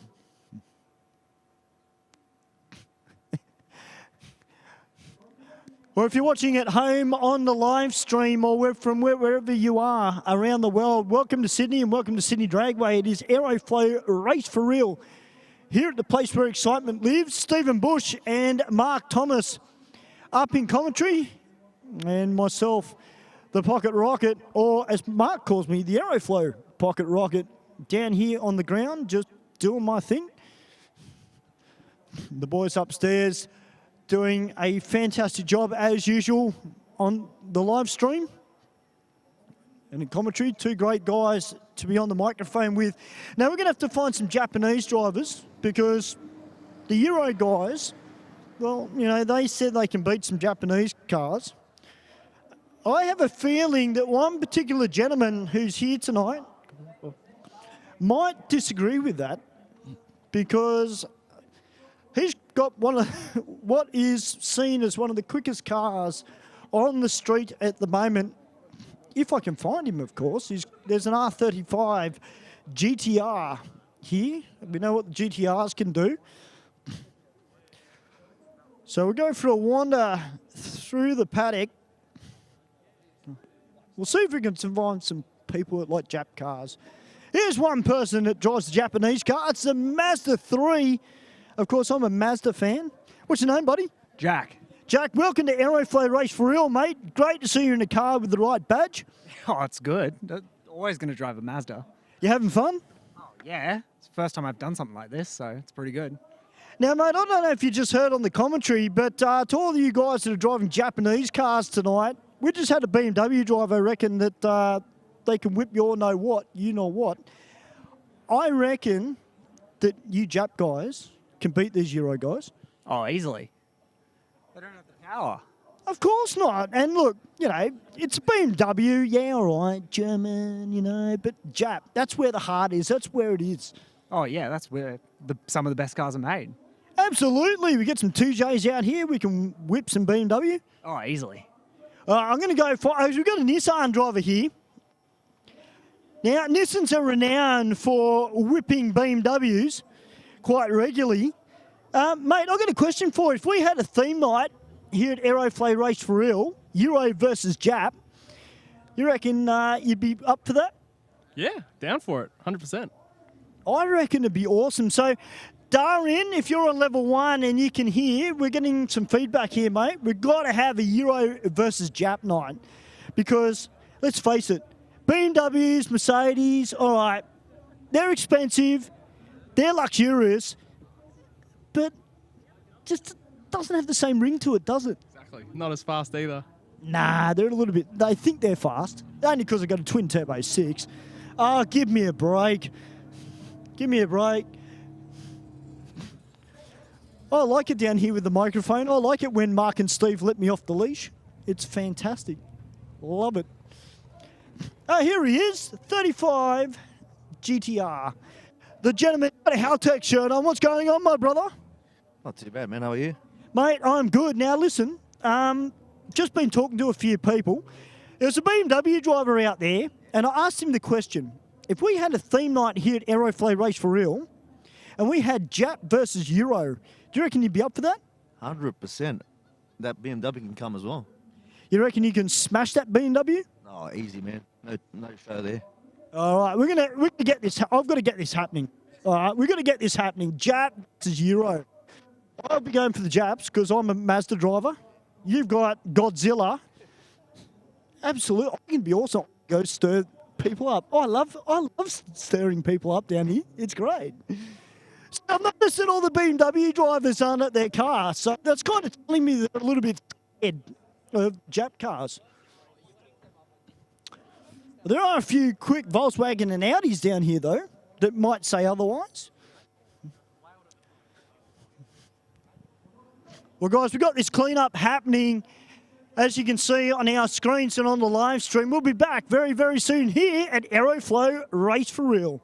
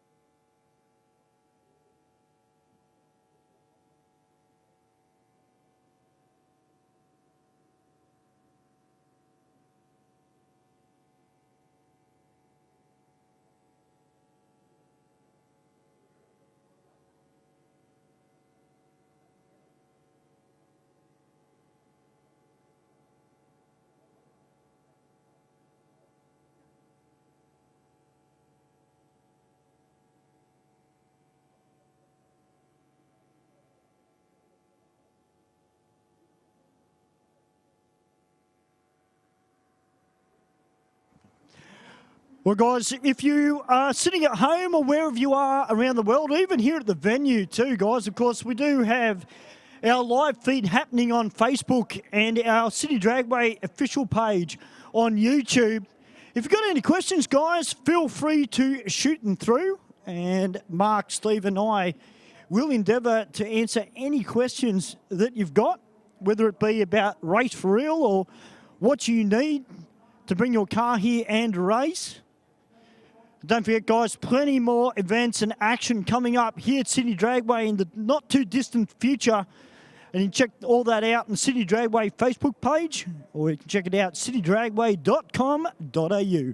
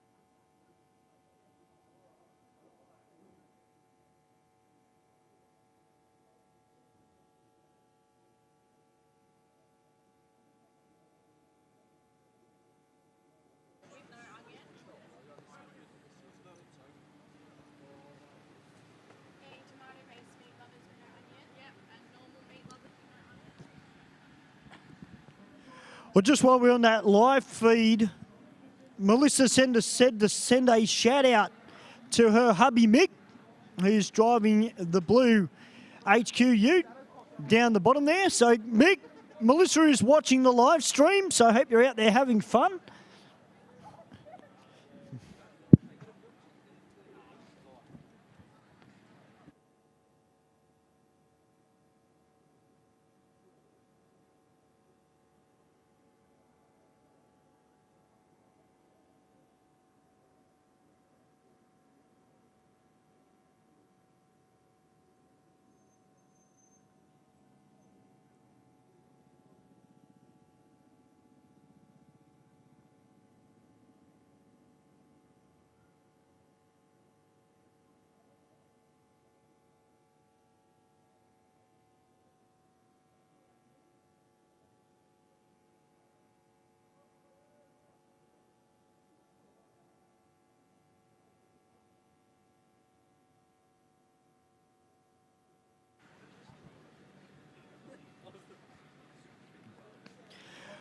All right, guys, we just had a message come through, and a big happy birthday to Jalen. It's his 6th birthday today. He's here to watch the skids, and he's here to watch the racing. So, Jalen, happy birthday, buddy. Hope you're having a great night here at Aeroflow Race for real. You never know, mate. In years to come, we might see you going down the quarter mile in a car.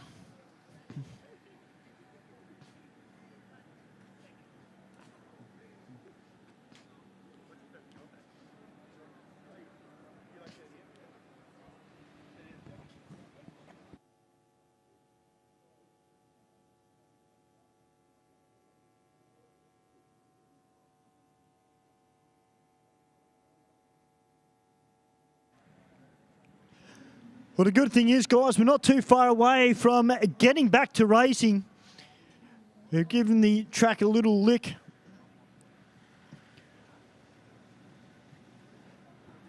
So we shouldn't be too far away. I'm sure we'll just get stuff sorted down in the deep end. And we'll be back to racing very, very soon. Thank you very much for your patience, guys.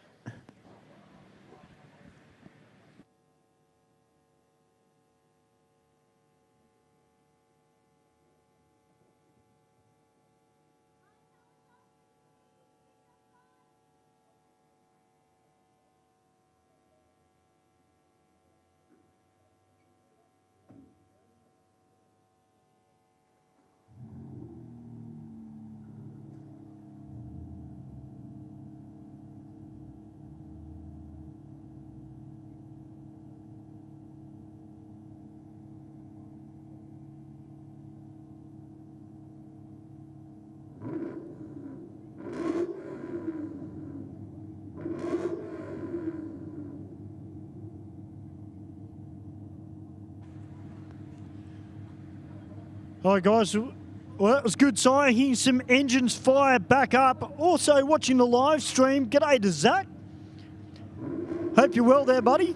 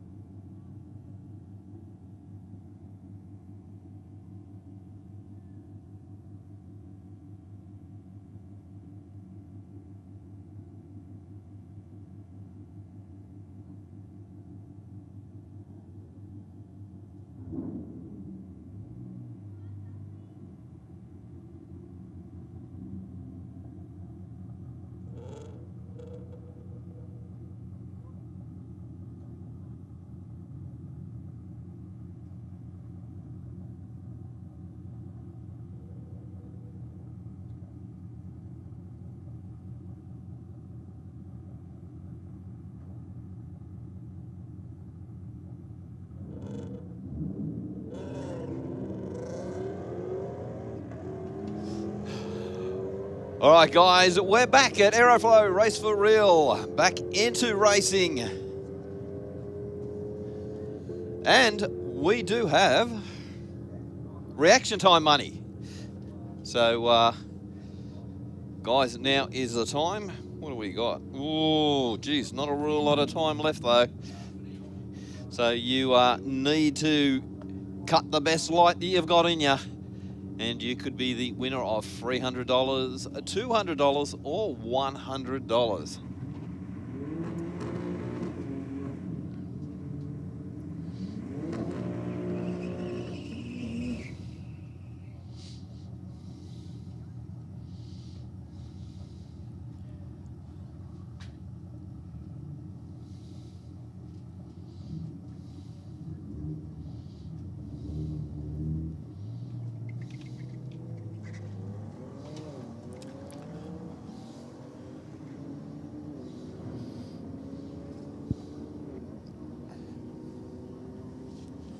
The Mustang stayed in front till half track there, Mark. Yeah, but it was all booming from then on. It was 11:31 with a 6:122 in the rocket lane. And 13.4, 108 for the Aeroflow lane. Pair of Falcons going through the burnout procedure. At the moment, Danny getting all excited at the end there. Had a good look at the concrete wall. Did indeed.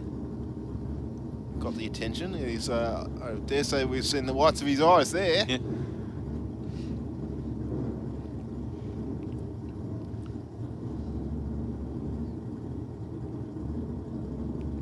Of course, manually shifted the AU. 040 on the tree for the AU Falcon. You must have just heard me say that the money's on the table. Right. So I think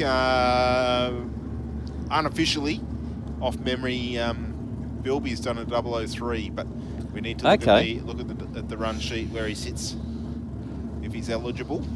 Let's have a... Oh, you've got it there? Oh, I don't know. I don't know how... Yes, okay. Yeah, As I said, unofficially. Yep. I mean, not just say nothing, and we'll wait till the results are published in around about 25 odd minutes time. Yep. All right, here's our Barra-powered Falcon in the rocket lane, taking on Mr. Musket in the Mini.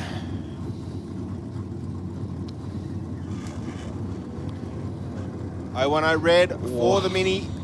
The Falcon 156 to the 60, looking at a 9.8 or thereabouts based on the time of the Commodore 10007. 136 mile an hour, so didn't carry as much top end speed as the Commodore did on that run.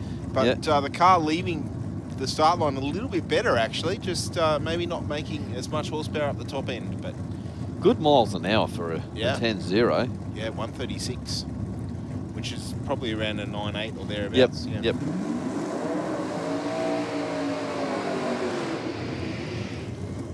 All right, let's see if they've sorted the problem with the Celica. I think Stu was saying that they were having electrical issues with the car.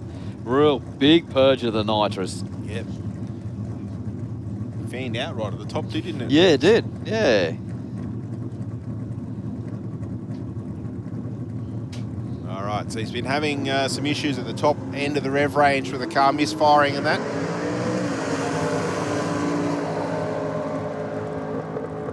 And again, around about half track, just... Yeah. I was going to say, it looked like it might have cleared out above it, but I think he just backed out of it. And of course, that's certainly not where you want issues. No. Even more so when you've got the chemical supercharger and nitrous going through the lines. Yeah, wow. Yeah, you're definitely on a nitrous car. You don't want a hint of running lean. No, it gets messy pretty quickly if you do. Does indeed. You just end up with a molten mess. Bit like the Tiranas, the one-tonners tyres at the moment. Probably a bit of a molten mess, I dare say. We can't quite see that. All we can see is the taillights. But very well built car, this one in the Aeroflow lane. 192 to the 60. Definitely not launching the same as the other cars, but a 1031 with a 141 miles an hour. Well, yeah, miles an hour, way up there. Yeah. Sounded like it had a little bit of a miss. Yeah, it wasn't clean. It didn't sound clean. But no, and it sounded really a bit fat, you know, like just not crisp. So I reckon there's plenty in that for a little bit more tuning. I think from memory it was built as a Power Cruise style car, so Yep. you know, it might have set it up to run a little bit fat, because obviously when you're possibly, thrashing the daylights out of your car like that, you don't want it to run hot. Yeah. Or, you know, to run lean again. Yeah. I wonder if he's done doing getting ready for a drag week or something. Maybe, because this is the second or third time we've seen the car here. Yeah. So Because that's, again, like you said, you want it run a little bit more fat, because what a lot of guys are finding with some of the real big horsepower cars, that they were destroying top ends, like or headgear, rocker gear and stuff, because they're not made to drive a long distance. No. You know, they're sort of made for a quick sprint, and that's it. And when they're towing a trailer as well, it does them in.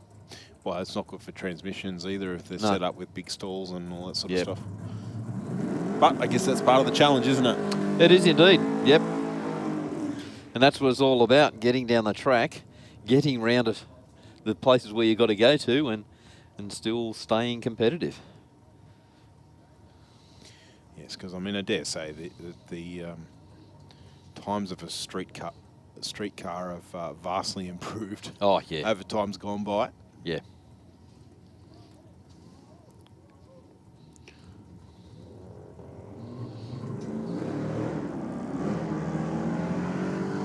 The RX4 sounding like nearly taking off from idle pretty much. Didn't come up on the converter at all. Yeah. There's a couple of stabs on the throttle and he'll run on through for a 9.88 with a 6, 137. That's a lot quicker than I expected. Still 12.4. Still went 1.4 in the 60. Yes. Yeah, it was exactly what you said, Steve. It just sounded like it was just straight off.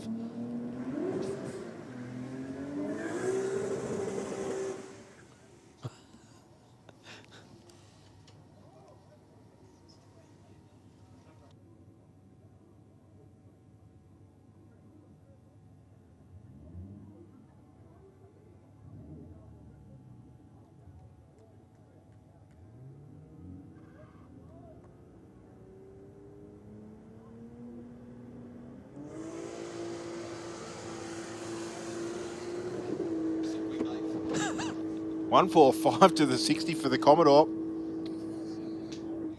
9.01 with a 6, 156 through the mile an hour. Love it. I think Stewie might have been misinformed. I know. Yeah, 9.01 with a 6, 156 for our... yeah, wow. For our VL. Well, so how soon before we see an 8-second pass? I was just about to say that. I'm guessing it might be not tonight, but who No, knows? I don't think so. That is damn fast for a car with number plates, let me tell you. That's what 800 horsepower can do for you. 880, I think you said. You need the extra 80 mark. Yeah. It's the 10% on top. I'll take his 80. Yeah, well, if I took 80, that'd be more than double the horsepower of the Cortina. Well, it would double the horsepower of the Cortina, I should say. It might get me double digits. Triple digits, sorry. Yep. I actually texted that to a friend when I was at Roll Tracks the other night. I said I need another 800 horsepower, a sequential gearbox and a bigger diff in my life. As I was sitting in the grandstand and a short wheelbase patrol went past me at God knows warp speed. Oh. Yeah, well guys, we've got Narelle watching the live stream. Said to do a shout out to Liam, Ryan, Crystal, Kia, Cohen, Jetta and Matilda that are here tonight watching the racing. That's fantastic. Hope you guys enjoying all the action. That's a fair list of individual names there, Stu. Wow, yeah. It is. They're all unique too. No, it's great to see. It's a good night for racing actually, boys. It is. Look, it has cooled down a little bit out there, but it's not super cold to the point where I've got to get a jacket. But the track must be still holding a fair bit of heat in it because the times out there are still coming. They're still going well. Stu, we've got someone rubbing it in. They're currently on holidays in the Maldives. Well, we're at Sydney Dragway. Well, we're So at there. Sydney Dragway. You can be, you can be at the Maldives Yeah. by all means, but this is the place you want to be. I hope you're enjoying it, Steve. Hope you're enjoying all the action direct here from Aeroflow Race for Real. And a big thank you to Aeroflow Performance, who do get behind our event here at Sydney Dragway. And you've only got to see that all the cars that are steadily improving over the time, and they just come out here on a Wednesday night and give it a crack down the quarter mile.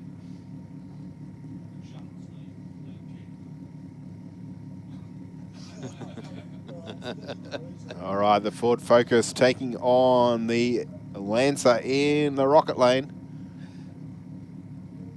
Yeah, this Lancer, Steve, has had a bit of help done to it by Team Karam, who yes. are quite well known Okay. at Wetherill Park. Yep. They do the that Cosworth powered 206, isn't it? The orange one, I think is them. 10.9, 142 miles an hour. Yeah, wow. That speed tells me there should be a 9 in front of that. Yes.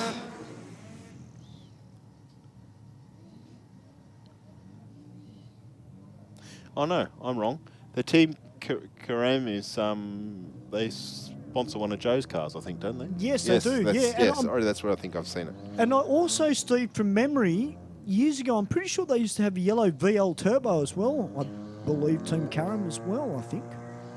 From I memory. might be wrong. Doesn't ring a bell with me, but that doesn't mean that it's not true. No. I was just trying to think because it was more street car than drag car.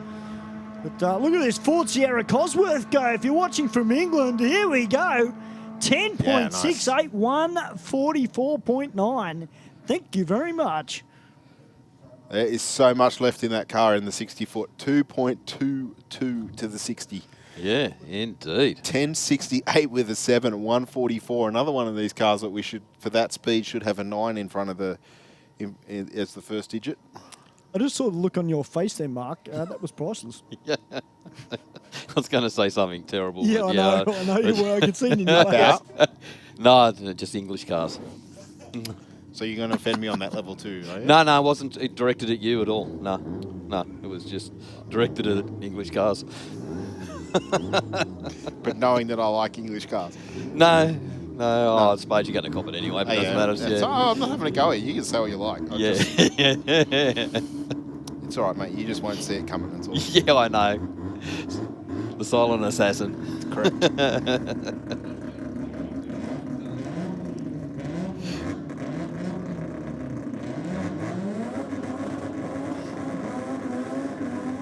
Yeah.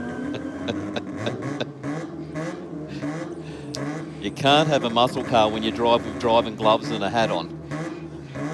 I'm not at that point yet. And my fast English car's got a Jap motor in it, right? Yeah, okay. That works. And a Holden diff. How does that sound? Yeah.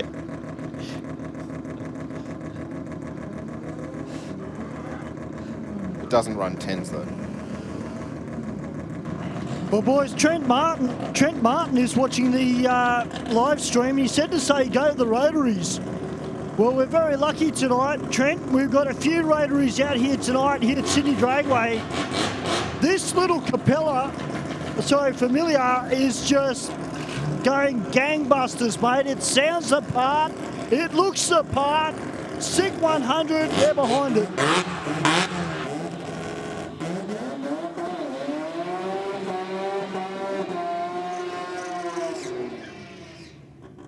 We need to team him up with the wagon. Yes. Yes. Absolutely, Steve. The wagon's only done one run tonight, and I can't see any staging lanes at this point. Ooh. Was that Sparks I saw, or? Yeah, I think it was Limiter. Searching for a gear. Maybe a missed gear shift there, boys. Yeah. I think that one was beyond find them or grind them. Well, I'll tell you what, I did say the other week, and somebody actually asked about the rotaries and why we don't get a lot of them here. Well, they proved us wrong tonight. Yeah, have indeed. It's been a great turnout. Now I can say I'm seeing double. Pair of XF Falcon utes on the start line. Yes. We wouldn't have seen that in a long, long time here at Sydney Dragway, if at ever before. No, well, one's a little bit on the stock version with a single spinner, and the other one is just squirting nitrous. Yeah. It gives you a good comparison, I Yeah, guess. it does. Yeah. This is what it used to be like. Yep, and this is what it is with 100 horse shot going into it. There we go, 13.16 with a 7, 102 mile an hour through the finish line. And 16.3, 86 miles an hour for the Aeroflow lane. Well, boys, we've got a little Honda Civic down here, and I tell you what, after what I saw on the Friday and Saturday, boys, I've got a huge amount of appreciation for the K-Series. Of course, a guy that's been out here to Sydney Dragway many a time, not so much these days, but in the past, Benny Tran. I had a look at Benny Tran's engine in his Time Attack car, and I can tell you, boys, it is an animal. And there's a couple of K-swapped vehicles that have made their way into that form of racing. But it is great to see this little Civic out here. It looks really good. I don't like... It does look really good with the grey, doesn't it?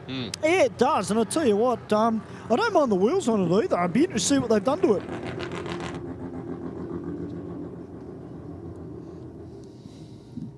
Just waiting on the Falcon to move into staging. Then now the tree will count down. Typical front-wheel drive, Steve. Just that little bit of axle tram, little bit of VTEC, yo. As we say here at Sydney Dragway. And straight down the centre, 14.29. The Hondas have come to play. 95 mile an hour in the Aeroflow lane. I just love the way you said that, Stu. A little bit of VTEC, yo. Yeah. Absolutely. Stewie, street language. Yeah. Oh, mate, that is street language all the way. Well, I did come from the street scene. I don't know. So. I don't know what to say to it. That's just classic. Yeah.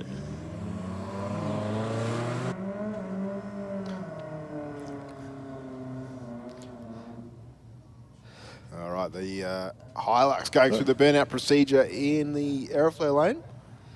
And V-dub in it. Yeah, Crazy didn't sound like it was too happy there trying to do the burnout, Steve. Sounded a little bit lazy, but it doesn't matter. We'll see what that transpires over the quarter mile. Well, he's come alive now. Draws up alongside at half track. And motors on through for an 11.27 with a 7, 120 mile an hour. And 13.5, 102 miles an hour.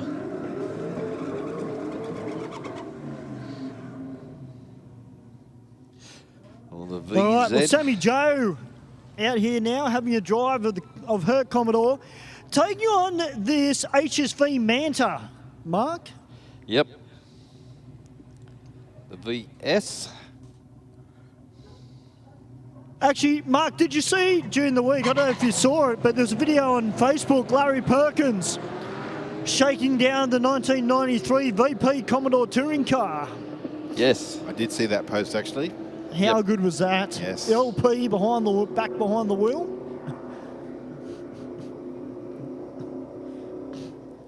Well, 12.3, 116 miles an hour to a 15.4 at 90 miles an hour. The VS Commodore. It's time for a little bit of Hemi power. We've got Mr. Bubba out here in the 300C.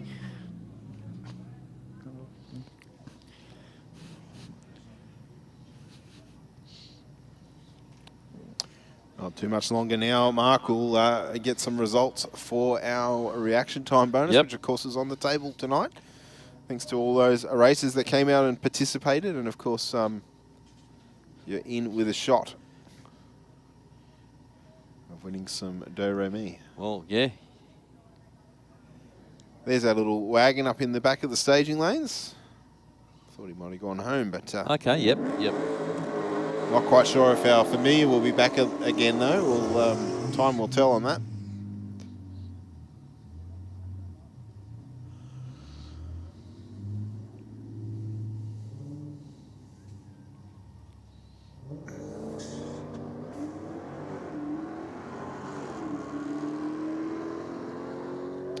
Cries a little bit loose off the start line there, surprisingly enough. And a run on through for 12.39 with a 4. 114 mile an hour through the finish line. Yeah, and didn't really load it up off the line either. So, No, It's just it's 2.1 seconds to the 60 foot.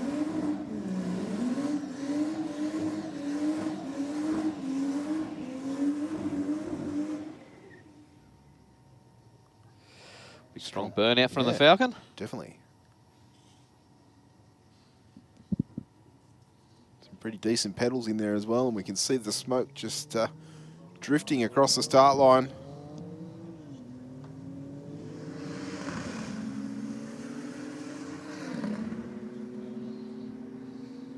Unfortunately, the car just driving away, not coming on boost at all. 11.28 with a 4, 123. 17.6 at 122 miles an hour. So, yeah, exactly right in what you said. It just sort of left the line, no boost. It just drove it through until it did come on. Yep.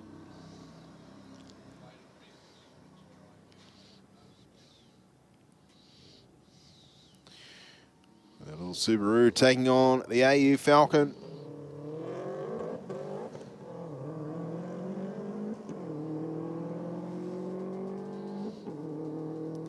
Subaru 1.9 to the 60 on this one. And a 12.04. It's pretty consistent around that 12.0 time second frame. It's good. And 15.2, 91 miles an hour for the Falcon.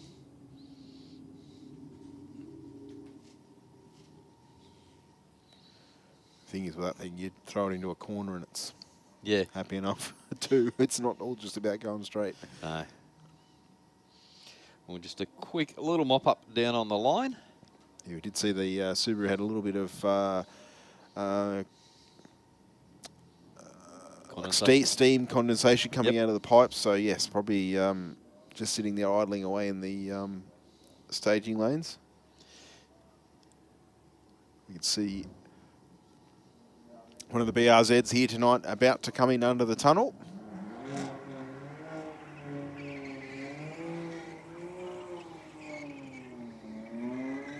Mr. Giddens taking on the BMW.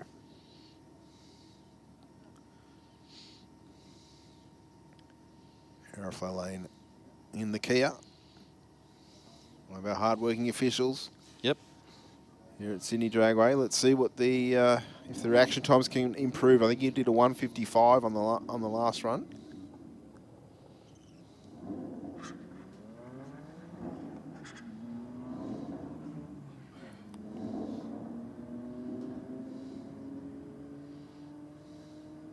BMW chirping on each gear change. 12.75, easy as you like. Thank you very much. 109 miles an hour. And 16.7, 84 miles an hour. Would have thought for a 12.7 the speed would have been a lot higher than that.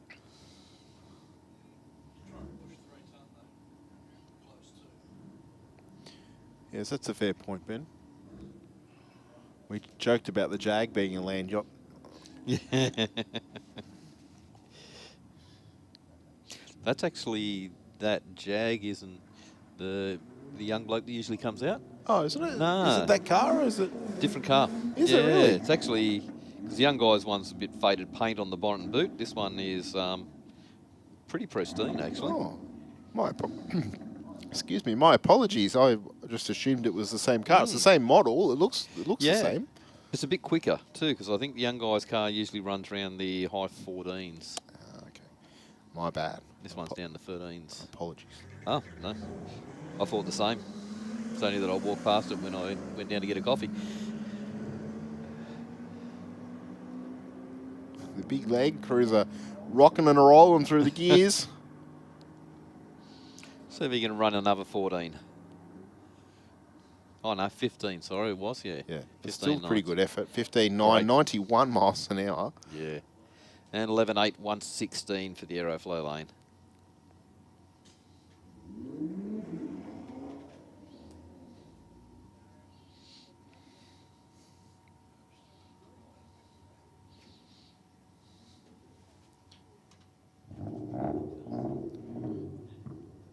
pairing about to face the starter here at Sydney Dragway. Just waiting on the rocket lane to move on into stage. Of course, bring those top 2 white lights on.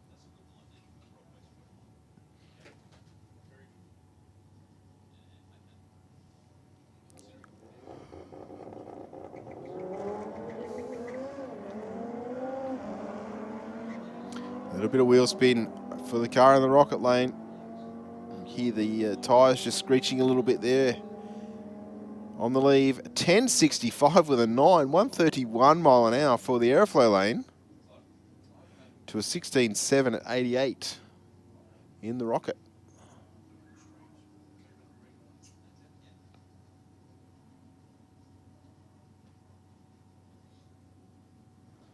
Nice clean pass there for both races. Just looks like we're just mopping up a little bit of condensation or similar on the start line. We've got the next pair sitting in the water, ready to go. Well, guys, we're down in the staging lanes, and one guy I haven't seen for a long time. It's great to see him here. Hassan, what's going on, brother? Hey, good to see you, mate. Good to see you. Looking good as always. Mate, trying my best. Mate, how's the Evo going? I see you've got the laptop set up. Yeah, mate, just trying to turn up the boost, make sure the timing's not hurting the motor. Seems to be doing all right so far. Last run was a PB mile an hour, 125, so it's got a 10.0 in it. Let's see what we can do. Mate, I like the sound of that. You've been campaigning this car for a fair while. Have you done any more extra work to it? Yeah, how much time you got? Well, I'm pretty sure I've got about 30 seconds, if not longer. Yeah, the motor's been apart, put it back together, new turbo, new clutch, and just fiddling with the tune. Seems to be doing okay. Rods are still in the right side of the motor, so let's try to keep them there. Who did all the work for you, Hassan? Me, I did everything. Oh, fantastic, well done. mate. That's awesome. Well done. Thanks, mate. Thank you. Hey, Stu, just ask him if he's going page up. Steve wants to know you're going page up. I can't afford Haltech, so this one is just the plus sign. But yes, I am Okay, doing well, that's plus. good. Still the same principle. Well, mate, Hassan, it's great to see you back here at Aeroflow Race for real, brother. Thanks a lot, mate. Good to see you and good to be back. There you are, boys. Hassan in the Evo, the blue Evo. That'll be coming out a little bit later.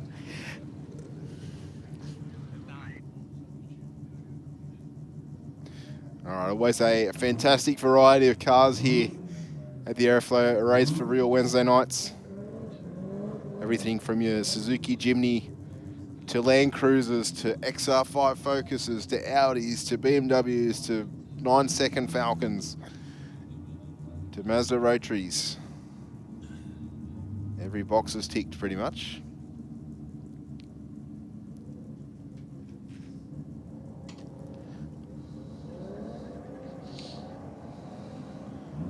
Focus away nicely with a 210 light. But the Aeroflow lane carrying a little bit more horsepower. Draws on around 1173, 118 mile an hour. And 13.9, 106 miles an hour. Not a bad speed though. Yes. 106.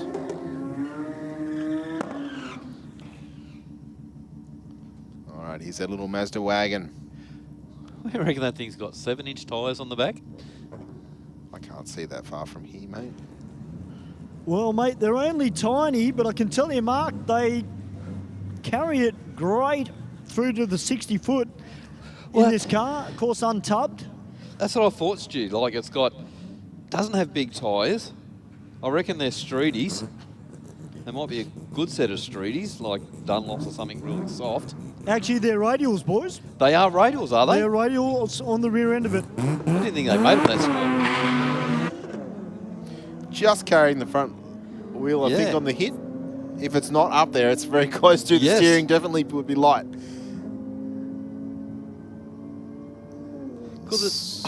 Whoa, there we go. He's getting quicker and quicker. I reckon he's going page up. Page up, page up. Yeah. 12.46 with a 9 this time around. 108 mile an hour. He'll be hunting for 11 seconds pretty soon at this rate. He's 60-footed at 1.6. Yeah, wow. Just up and boogie. Yeah. Smash it through the gears. I reckon you're right. It's just turn the boost up. Just keep going. Just keep going. Yeah. comments from the supermarket. Yeah. When it runs out, put a bigger spring in the blower. No, that's where you just rev it harder. Well, the Rototalk Take it RX-7 off. trying to back him up, boys.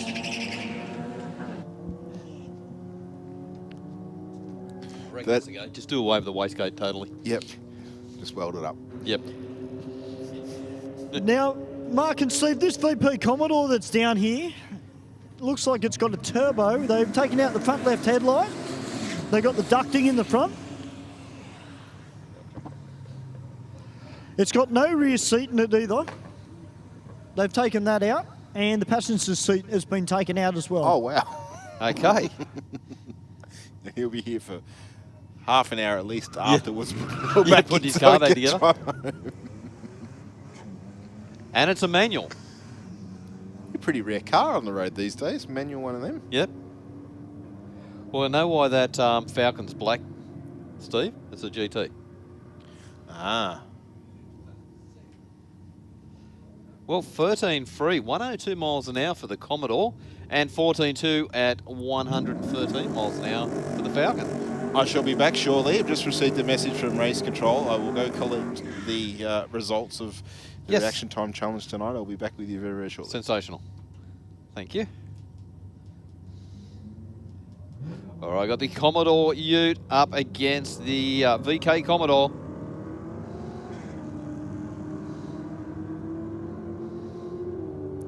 Well, I think the guy with the VK would be very, very happy with his purchase now.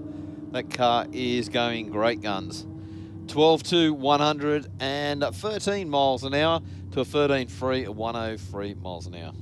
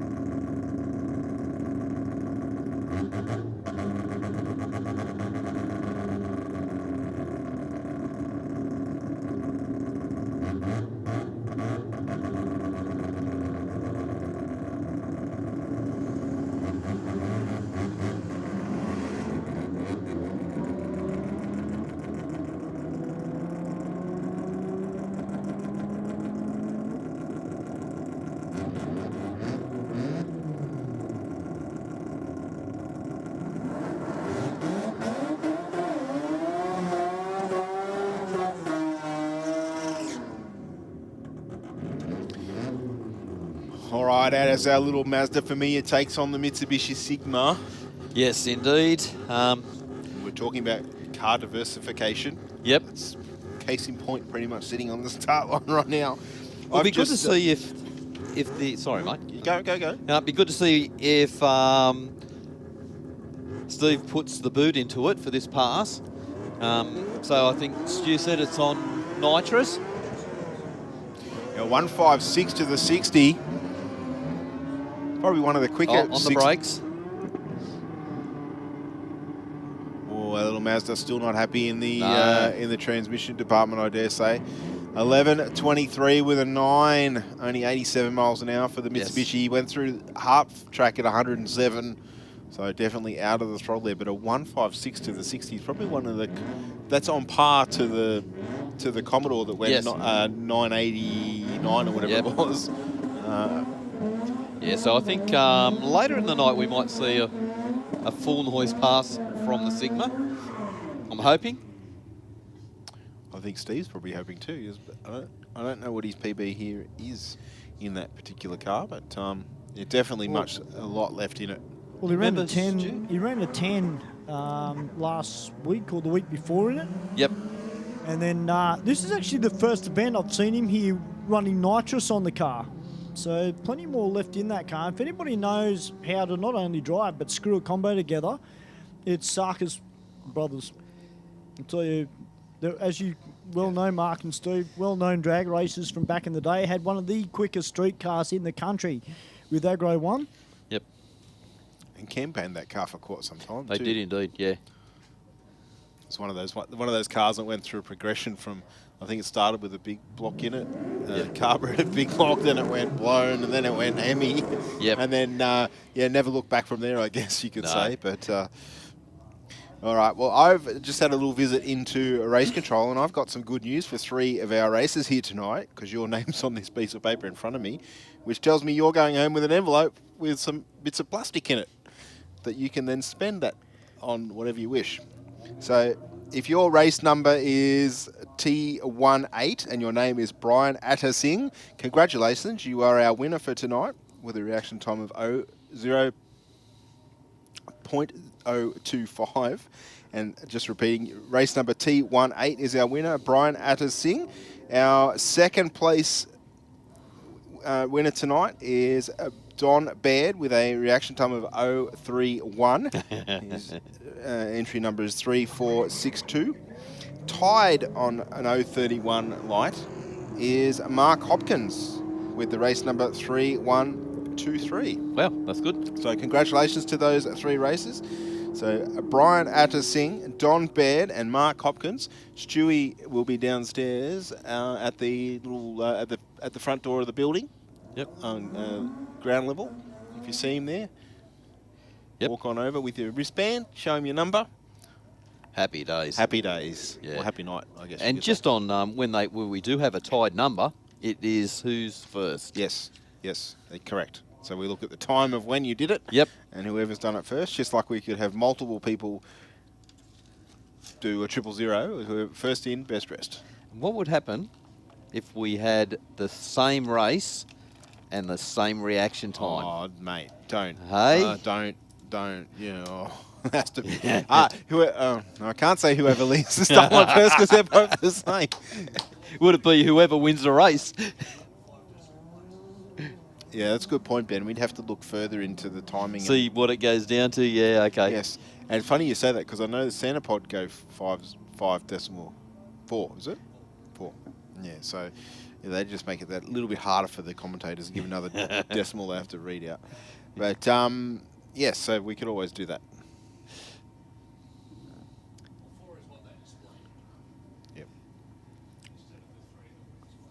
Yep.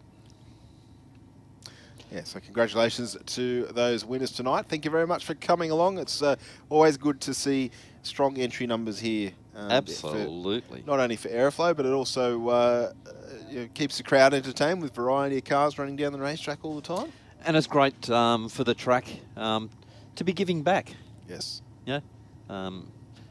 Makes it fun for everyone. Like, you're going to have a blast of a night, but also having the chance to win some cash is sensational. Yeah, if we reach the required number. Correct. We can see one of our racers about to come under the tunnel. I don't know how much prize money he would have taken away from the venue over the time, but I dare say he's given his fair share back as well. Yep. I don't think he'd be in front, but certainly you know, he's won a fair share of his entry fees back over the years. Yeah.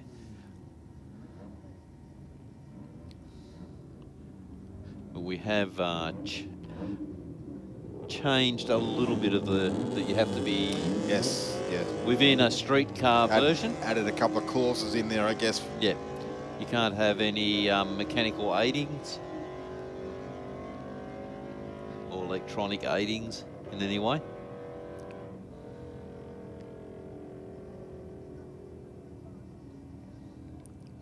$13.3 with a 7, 102 mile an hour in the Aeroflow lane there.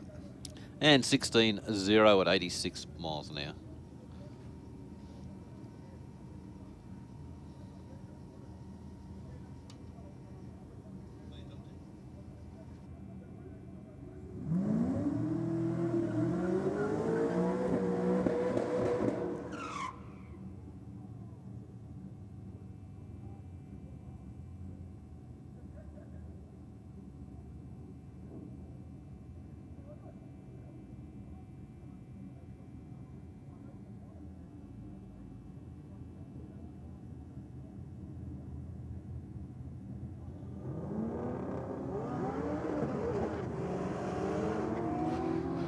Wow, Commodore goes out a 162, 60 foot.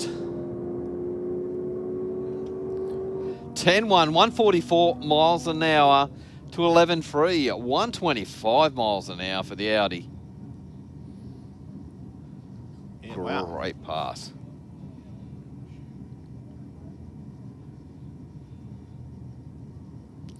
Yeah, the Commodore had a good look at the wall on the launch though. Yeah.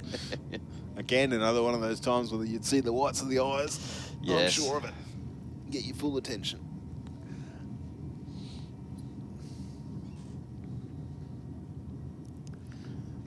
We got the Mazda up against the VW. Both guys gone round the water. Just waiting to come in and stage.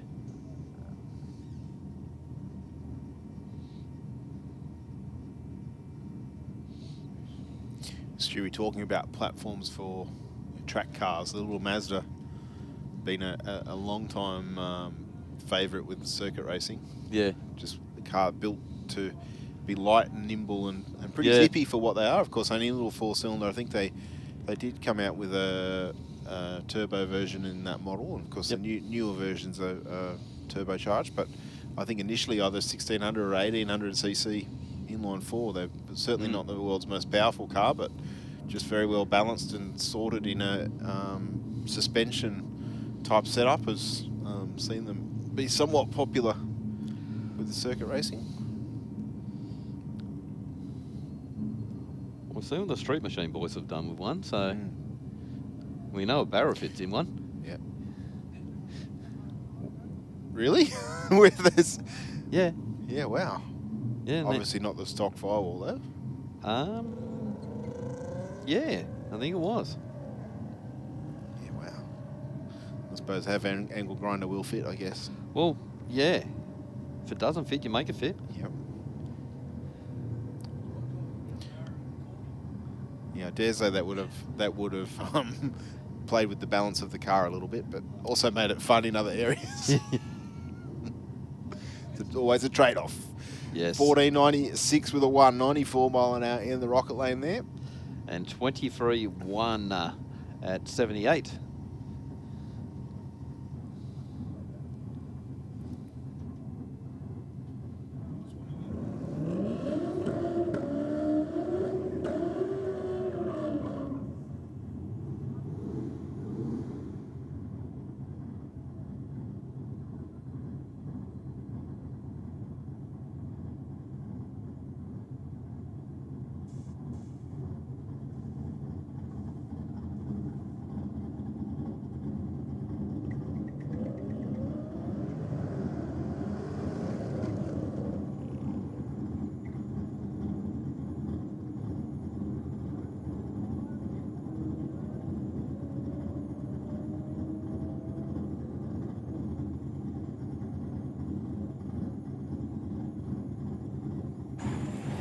Just quickly, guys, if you're race number 3123, Mark Hopkins. Race number 3123, Mark Hopkins. If you can meet me at the bottom of the tower, please.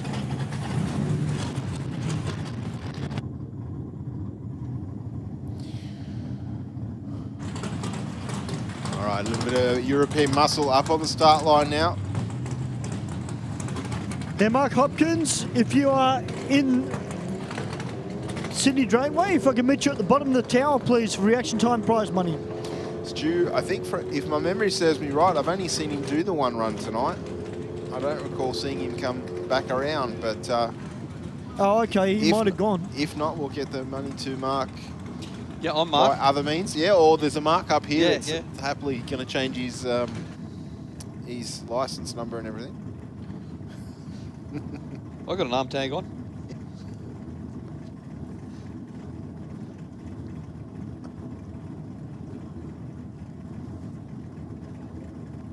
Okay, just a quick mop up down on the line, just a bit of condensation out of a car.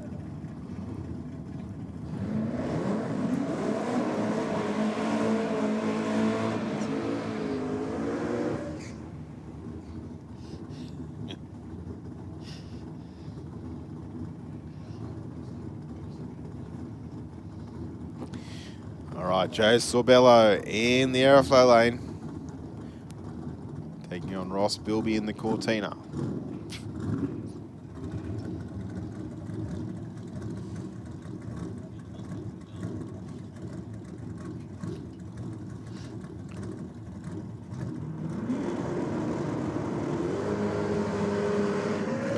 Oh, 1-3 for Bilby, over right on the wall. He would have been eyeing that out the corner of his eye, I'm sure. And Sorbello, 880 with a 0, 150 mile an hour. Wow, that's on par now. I was going to say that was one of the quickest passes I've seen him do in a while. 0-1-3 on the tree for Bilby, runs on through for a 10-1-8. Yeah, with a 2-134, so the speed's up there, but the ET... it's not his usual 9.8. No. But that's probably only because he dragged the mirror on the wall. Yeah, that would have got his attention.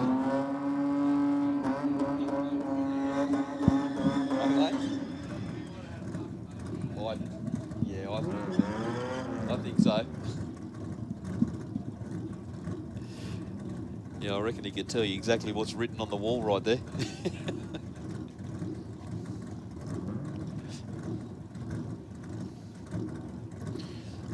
Denny Stanelmeyer in the AU, taking on Dave Muscat in the Mini. 0.46 for Muscat.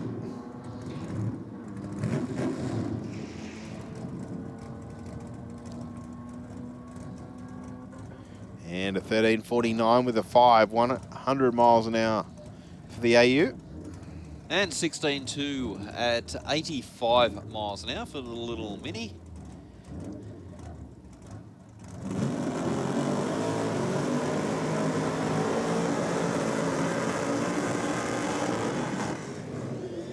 Oh, great burnout from the one-tonner.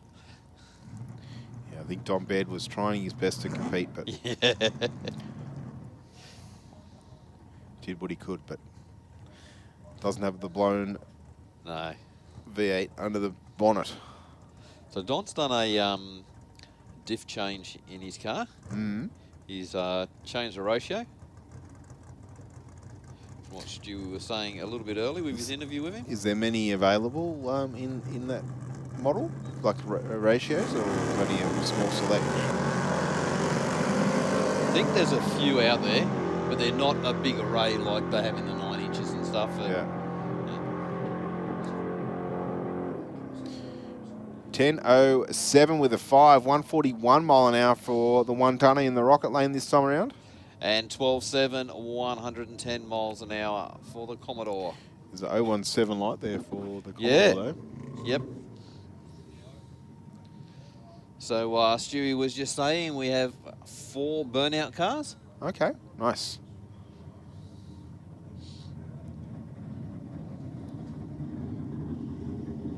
They'll be hitting the pad a little bit later this evening. I see him in the Evo Lancer. in the rocket lane. Nice launch, 1.7 to the 60. Motoring at the top end though. 11.27, 1.26. Yeah, definitely just wound that one up. 16.3 at 85 miles an hour. Just every time I picked a gear, it's just getting quicker and quicker, wasn't it? It's always good when you can see him build speed Yes. like that.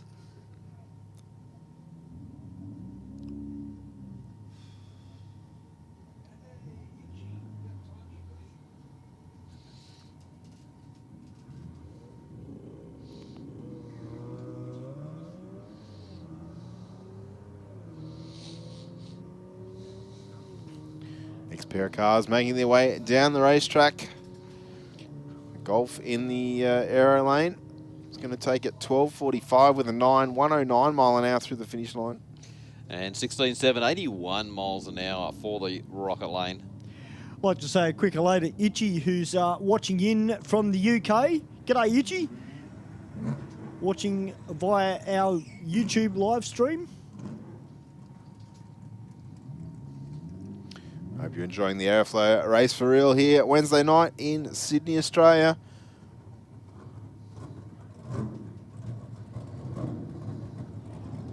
A huge thank you to Aeroflow Performance as well. Of course, we've got their parts catalogue sitting in front of us. Mark's got just about 50 pages all marked for a potential build in the future. Just to prove to Galvo, Steve, that, you know, the Holdens can do it as well as the Mustangs. Mate, we don't look to do it as good. We look to do it as better. Yeah. Yeah, I was waiting for that. No, we miss Galvo. Actually, I don't know whether Galvo's watching the live stream tonight. No, I don't know. I was actually talking to him yesterday. Going well. He's busy working. Yep. I thought he retired. No, yeah, he's working. He's around his house. Oh, working. He's, Oh, yeah, okay. yeah. Working for. Yeah, working for himself. For himself. Yep. Yeah, okay. Has he got a boat yet? That's different. No. Oh, okay. Oh, he's got a ski boat. I don't know where he's got that hidden somewhere. Oh, okay.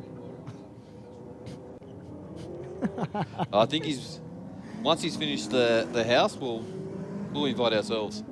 Just all rock absolutely. up there.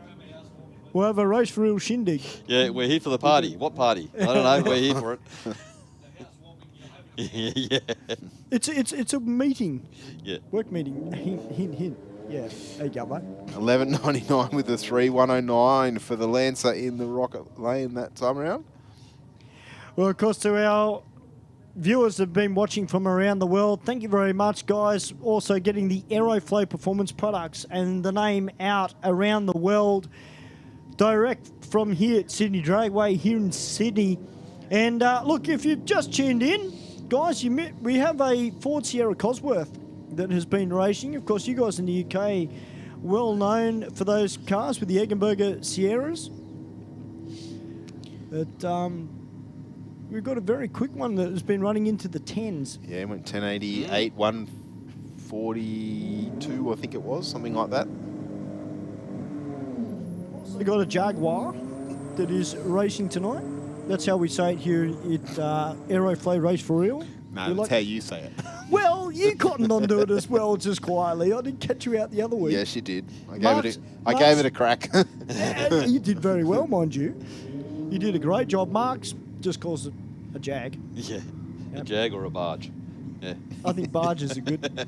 Actually, there's a couple of barges out there. I guess you could call the American version of that a 300C, couldn't you? You could, yes. Mr. Barber, it's good to see him back here at Aeroflow Race for Real. Actually, the 300s, they've kind of stalled. They started off with some very quick ones. We used to have a supercharged one that used to come out fairly regularly, and these days, well, I know they don't make them anymore, but it's not a lot of hotted up ones that are making their way out. I think they're all jumping in the Jeeps. I think they are, and that's why they keep breaking down. My friend's business keeps making a lot of money. So I've been told. Now, on a serious note, if you do have a Jeep, you do need to get it fixed, guys. Do check out GDL up in Hornsby. GDL Automotive. They specialise in Jeeps, in fixing them. And if you've got a Hyundai, guys, do check out Cherry Tuning up at Hornsby. Actually caught up with those guys on Friday and Saturday over the road, and helping out a couple of the time attack cars that were competing at the event. We're on 11.98 there out of the Boomer. Well, Stu, something we don't like to see, the little Mazda Rotary coming back on a tow rope. That is unfortunate, but, you know, that thing has been running hard all night. A little cranky little 13B. I'm guessing it's a 13B, isn't it? Don't quote me on it. Yeah, not really sure, but yeah, he's definitely having some gear selection problems. All right, Itchy, we got that Ford Sierra Cosworth out now. Just keep your eye on the Aeroflow lane. Oh, much better launch this time. Nearly 1.5 flat to the 60. Nearly a tenth better. Let's see what he can do. 9.49 with a 2. Thank you. 9.49 with a 2. 1.45 through the finish line. And 15.9, 87 miles an hour. That is a really good pass. Has they got a cage or anything in it, Stu? Just ask it. Do you know? I think it may. Yeah, certainly a quick little car, that one. Definitely will require a parachute. That's a circuit car, Stu?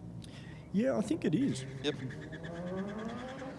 I love this little Honda. They had the bonnet up on this down in the staging lanes. And we haven't had a lot of super quick Hondas out here for a little while, but this one isn't super quick, but damn, it goes hard. 13.07 front wheel drive. Had 110.28. Still waiting for those Integras to make their way back.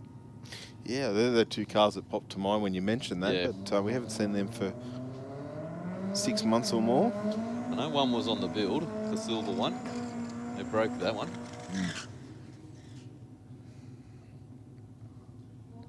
All right, Crazy back out for another run, this little Toyota Hilux.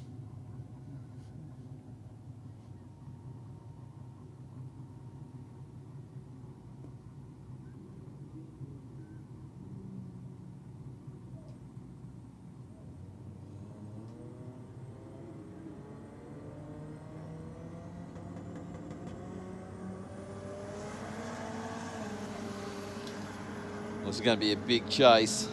I don't think he's going to get there. Nope. Can't give away that head start. 11.24 with a 0, 120 mile an hour.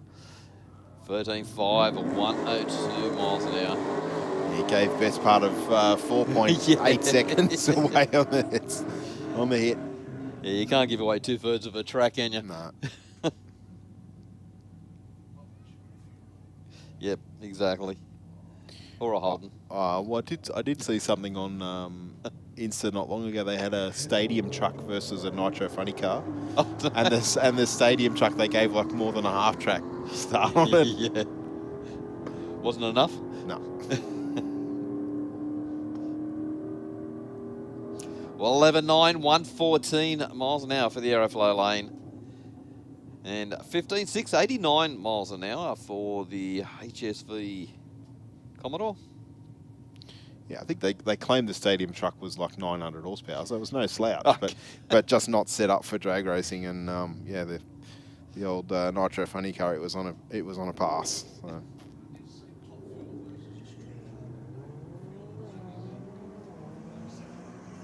Okay.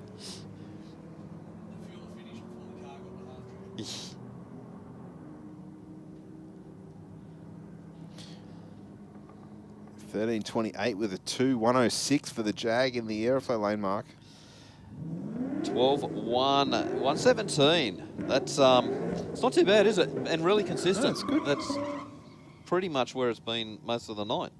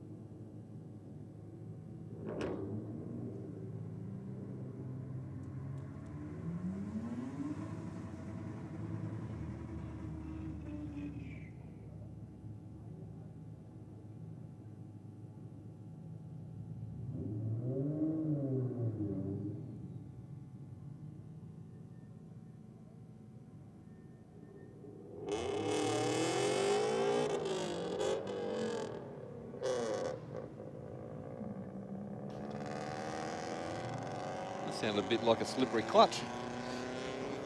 Very slippery clutch.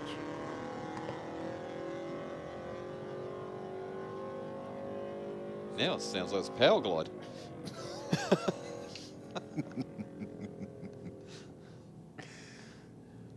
Yeah, March on through for a 20-second pass in the rocket land. Went from one extreme to the other. Yeah, it sounded like looked for a gear, couldn't find it, and then just stuck it straight into fourth. Again, I'm not saying anything. You can't, come on. Yeah. 1, 2, 3, 5. 1, 2, 5. Only do that when you're too lazy to change gears. No, you only do that when you're useless and can't drive. Well, guys, over the weekend, they had a bit of a record broken over in the States. They had a naturally aspirated, nitro-burning funny car, went 5.68 seconds, and with a speed of just 222 miles per hour. Yeah, wow. Out of that car. Mixed steel. I didn't realise they ran like an A-fuel funny car. Yeah, well, didn't turns realise out mixed steel does. Okay. But that's pretty impressive from a naturally aspirated nitro motor. 220 mile an hour. Yeah. That's scary. It's very scary. It should be like 250, 260-ish, probably a little bit more. 13.0, 103 miles an hour to a 13.6, 100 miles an hour. Someone did post something on Insta the other day from, I assume it was the US Nationals. It was an in-car in like I'm guessing a Camaro, like an A-gasser or something like that. He was in third, but before the front wheels hit the ground. I thought it was so cool. Like the in-car, like all you see out the back window's the ground. So it's obviously got the front end way up, and it's like first, leaving first, the front wheel's in the air. Second, third, and then they finally touch down, and then by the time they touch down, it drove through it. Yep. That's a way though. Yep, 100%.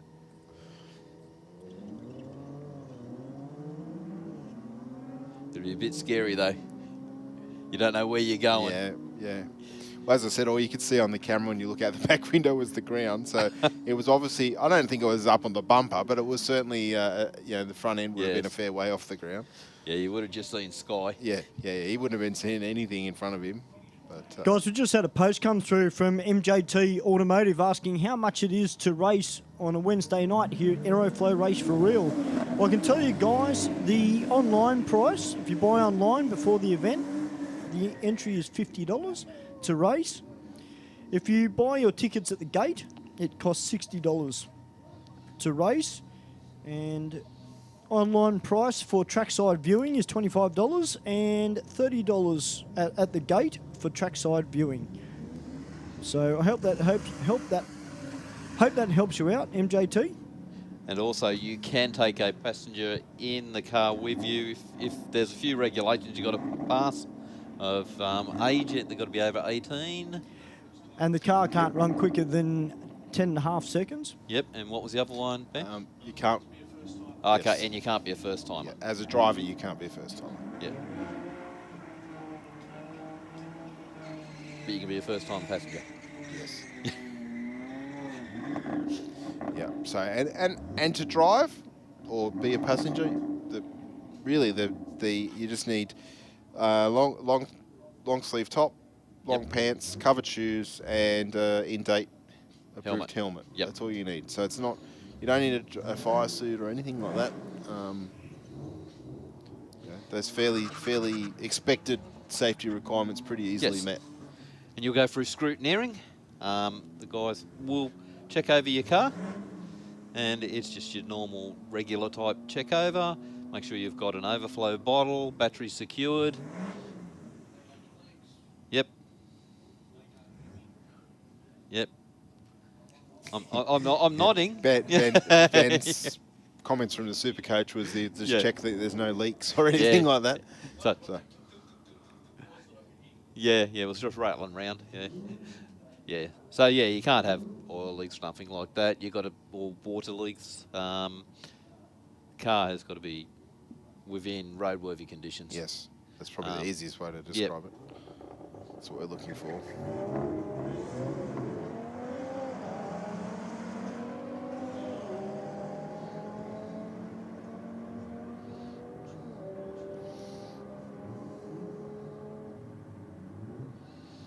.1061 with a 131 mile an hour. Wow, great. Out of the pass. Aeroflow lane, yeah.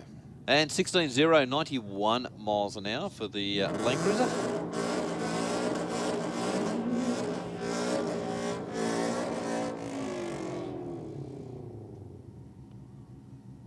BRZ sounding pretty angry down there in the water.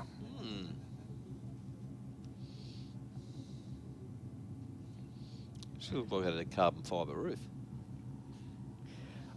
I love the look of that new BRZ. So you going to buy one or what? Not at the moment, because I only just bought a new car 2 years ago, and I'm not made of money, so... But no, I do like them. Actually, one thing I found interesting too over the weekend too, boys, was I was having a chat to a couple of drivers that were in the Club Sprint class and the Open class, and they're driving Mazda MX-5s. Now, admittedly, they were time attack cars. One of them was a 1.8, which kind of was surprising for me. I was kind of expecting it to be a little bit higher in capacity. And then one of the other cars was running a 2-litre. Yep. They were older model Mazda MX-5s, mind you. But I just found it interesting that, you know, 1.8, I was thinking maybe 2-litre, maybe 2.5-litre. But, see, they were both turbocharged. But, yeah, it was just really interesting. They went down that low capacity, but tell you what, they were quick. They actually fit really well in the Cortina as well, the BP series engine. Oh, yeah. Has there ever been a Cortina with one in it, Steve? There has there? Oh, unreal. Guy built one a long time ago. It was a Mark II Cortina, and he set it up to actually run a Toyota supercharger as well. I don't think I ever saw it with a supercharger, but I remember talking to him. He built it all to facilitate that. Well, what they did have as a display, Mark, they actually had a brand new Toyota Supra. Yep. But it was running a V10 in it. Okay. And you should have heard this thing. It sounded wicked. Wow. A V10 what out of, do you know? I'm not sure what it was out of. I'd have to look it up. But it was a Formula Supra or Formula something they called it overseas. And they brought the car out. You hear this V10 go screaming down the straight. I mean, that's the closest I'll ever get to seeing a V10. It was probably that Judd thing I was talking about before. I don't know if you had your ear in then at that point, but there was someone posted some stuff on Insta about that, Stu. It was just all the film clips was in the early, afternoon sun. There was no other cars. It was basically just silence, except all you could hear was this screaming running around the whole circuit. Well, there's also a company there, Mark, that had an R35 GTR, but it had a twin-turbo Hemi in the front of it. It's a circuit car. Not what you expected? No. No, it's not what I expected either. I walked past, I actually stopped dead in my tracks and I went, what? I mean, you know, if it's quick, I don't even know if it's hit the track yet, but geez, I tell you what, if we could get that car out here to Sydney Dragway just to do some straight line work, that would be unreal. All right, our little Mazda 1300 on the start line. 12:49, the best so far. Chirps into second gear. Still out in front of the Beamer. Beamer's trying to chase him down. They're neck and neck at 1,000. The Beamer just gets there, 11.69 with an 8. And 122, and the little Mazda 12.92 with a 3. Probably his slowest pass of the night. Yes, yep. Just pegged him on the line. And I have also heard too, boys, that the new Queen Street R35 GTR Pro Mod that's in the build, the Matux motor, which is being built for it by Anthony, had a quick chat with Anthony over Friday and Saturday, and sounds like they're about 2 or 3 months away from that engine being completed. Okay, good Christmas present. Yeah. And then the R35, it's in the showroom down at Queen Street. From what I understand from Moe, the BMW, the $1 million baby, it's been retired. And they'll have the new car out as well. So, won't be too long, we'll have 3 R35 GTR Pro Mods hitting the drag strip.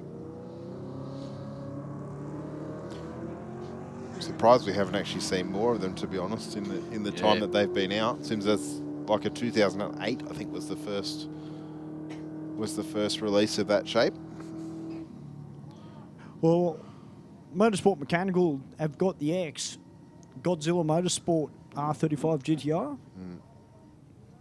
It's been resprayed red and it's now called Hades after the Greek god.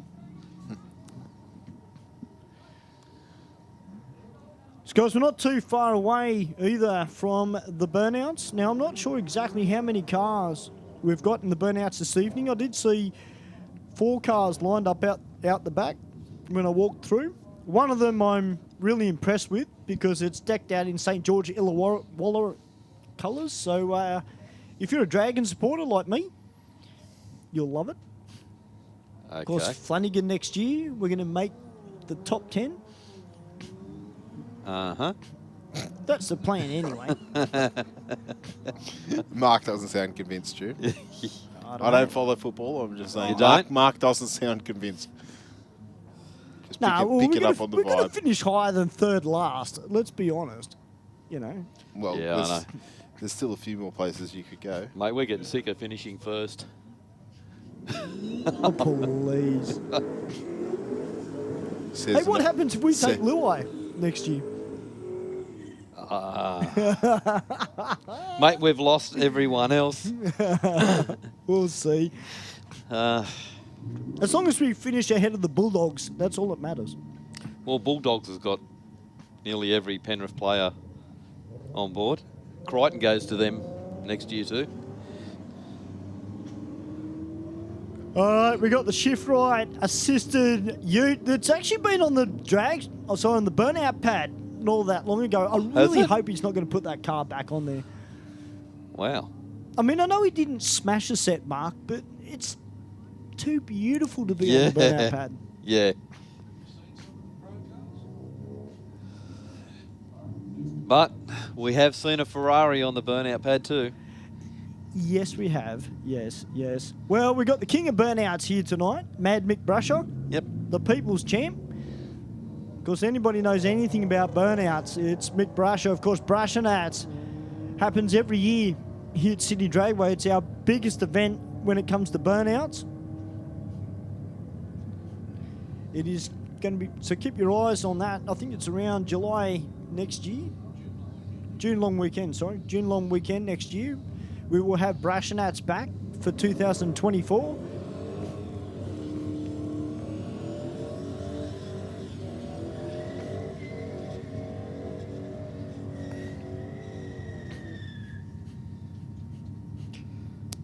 Big Chrysler. Yeah. No mercy. Nope. Tyres hot. Taking on the little XR5 in the rocket lane. As we hear one set of tyres squealing in protest as they left the start line. I think it might have been the Chrysler. And unfortunately, it looks like it's slowed. The little XR5 still out in front and takes the win 14.98 with a 9.101. And 16.8 at 95 miles an hour for Actually, the Aeroflow lane. Who I did catch up with on the weekend, boys, actually, Mark, you might remember, the maroon or dark red, similar colour to that Sigma, the young couple who drive that supercharged Mustang. Yes. Yep. Yeah, caught up with them. They've changed the plates on it now. It's called Stangy. And it's now got airbags in it. Okay. And they were asking me whether they're allowed to race with airbags. So I said, well, I'm not really sure. I'm pretty sure you could. Yeah. I would have thought that car would have had them in it. Sorry? How come it didn't have in it before? Bag suspension. Oh. Yeah, airbag suspension. So they are talking My about bad. bringing the car back out. And Steve Sarkis goes 2.20 in the 60 in the nitrous LS. Can't see any powered Sigma. Oh, no. Brake lights are on. It goes 1080 at 108 miles per hour. Wow. That's actually Steve's son's car.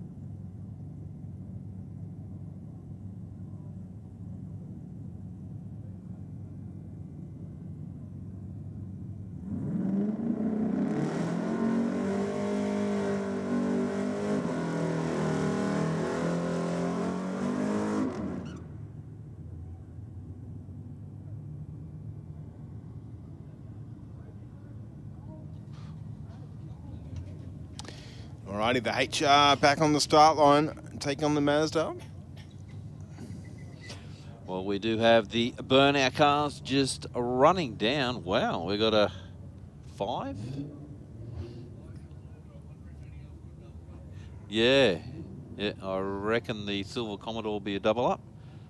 That actually looks like the bump bar's half missing off, but it looks like it's got a bent rear suspension, doesn't it? Yeah, I think I followed that one. Yes, it's been tested before. Yeah. It's, I don't mean to sound rude, but it is renowned for tapping the wall. Which, when it comes to burnouts, hey, you know, we'd rather them do it here than do it on the street. Yeah. But at the same time, we don't like to see people damage their cars. Even though they are just burnout cars, they're still somebody's pride and joy. We don't want to see them tap the wall and ruin them. Well, HR goes through 11.4, 117 miles an hour.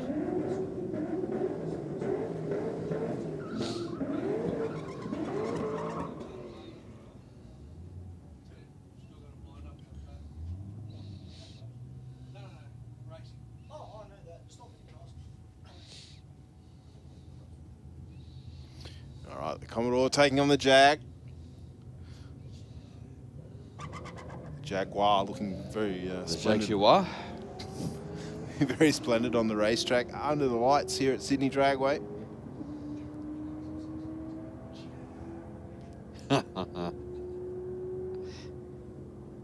Runs on through for 13.37, 105. And 12.4, 116 for the Aeroflow. The VF Commodore up against the Skyline.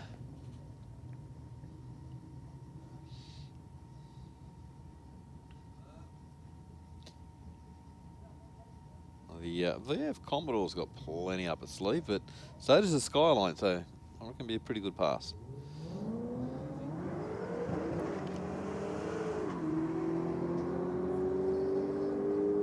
Skyline not leaving as well as the driver would have liked, I dare say. 172 for the Commodore to the 60 and a 995 with a 6, 146 through the top end. Wow. And 14.7 at 80 miles an hour. Yeah, that Skyline way off. Yeah, you've cursed him. Yeah, I did. I put the commentators on him. Yes, you did. 101, Mark, 101.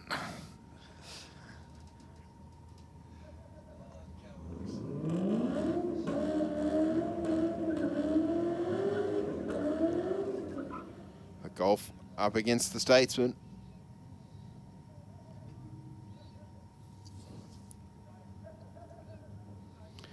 Keep your eye on the Statesman for the nitrous purge as the tree counts down.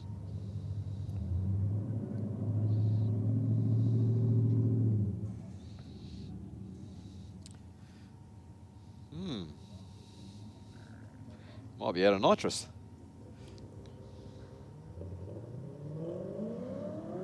Maybe, I didn't see it that time. Bottle's empty.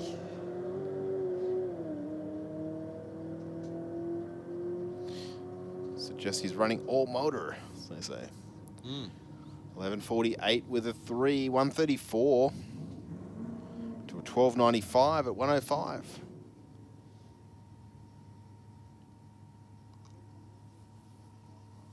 Mustang taking on the BMW in the rocket lane.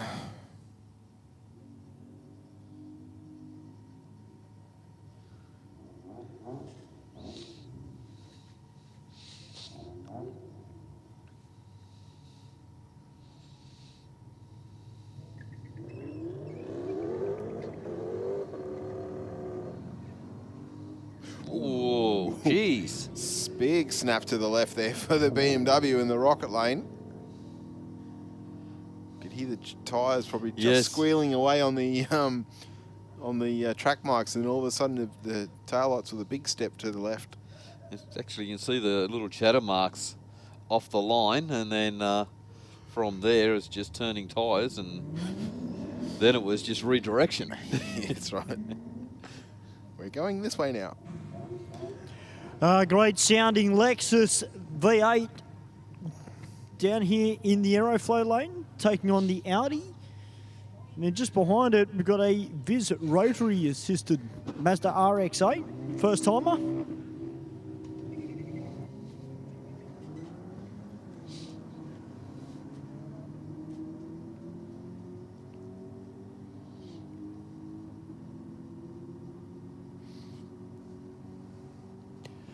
Well, 12.6, 112 miles an hour for the Aeroflow lane, and 13.1 at 106 miles an hour.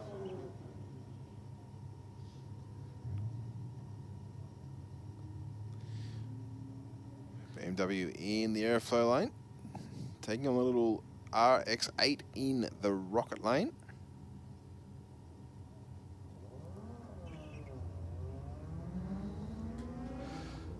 BMW picked a bad time to select reverse. Yes. Just as the lights changed.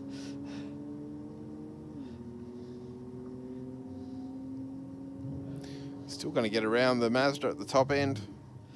11.20 with a 5 at 121. And 15.1, 91 miles an hour. All right, we've got another Audi down here, about to take on the Volkswagen.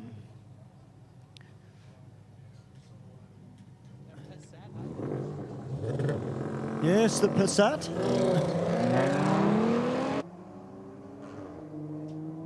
Actually, it's a bit of a shame, Mark. I did hear during the week that Volkswagen can stop building wagons. Oh, really? For the market. Yeah, came out during the week that they're going to cease production. Okay. So there'll be no more Golf wagons.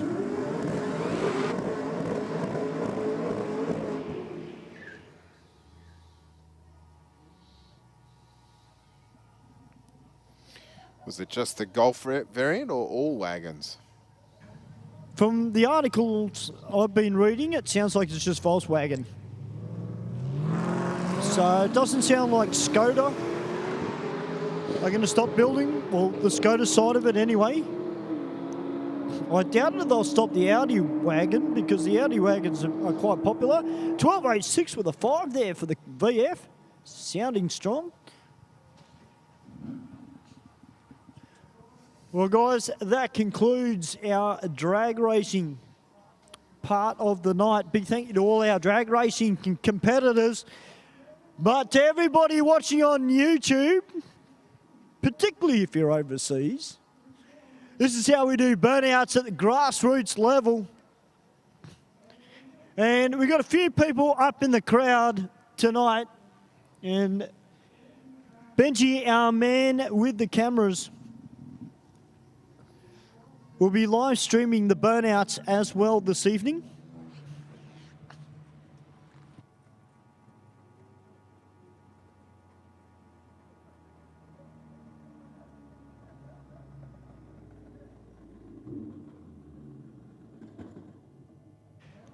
Now, I don't know about you guys upstairs, but the guys that are sitting in the cars down there waiting patiently, they do realise that Mick Brusher is in the house as well.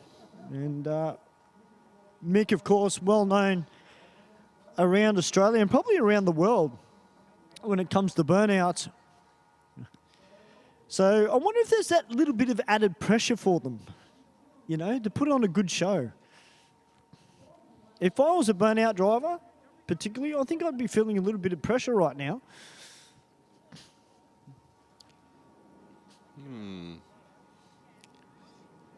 Yeah, I reckon just get out there and destroy it. Yeah, well, yeah, get out and fire them, but, you know, particularly if you can keep your car clean and do a good skid, you know, Mick might sit up and take notice. You never know.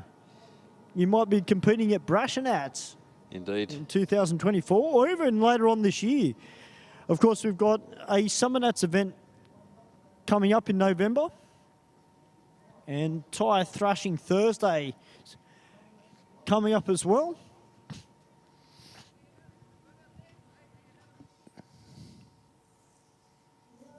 Now, Uncle Benji, if you're feeling very nice, could we please get a camera on the grandstand?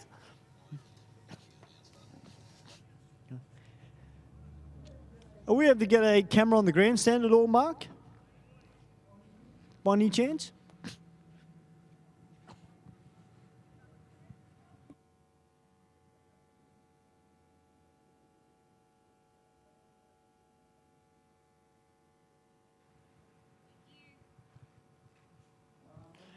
Maybe not.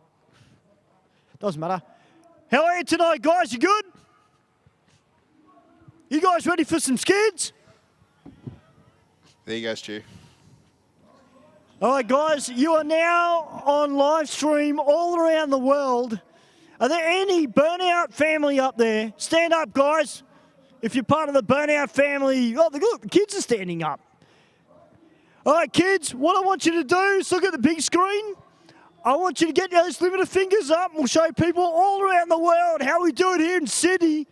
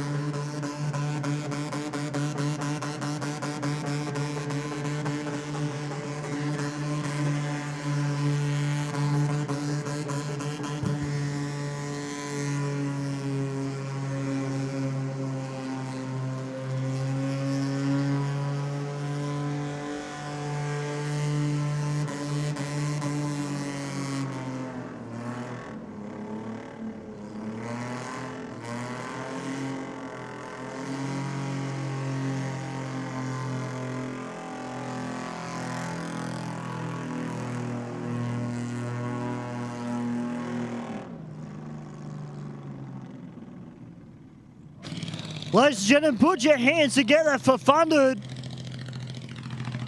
Managed to get one tyre off.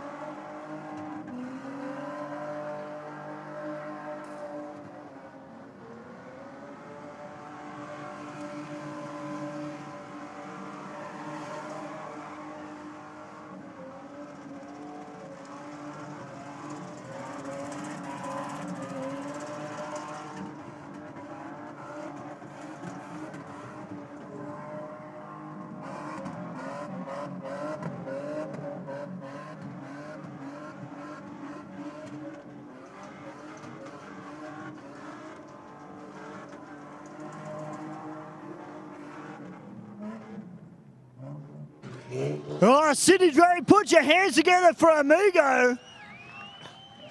That is how you do a skid in under 3 minutes. Great drive job there in the Falcon Ute.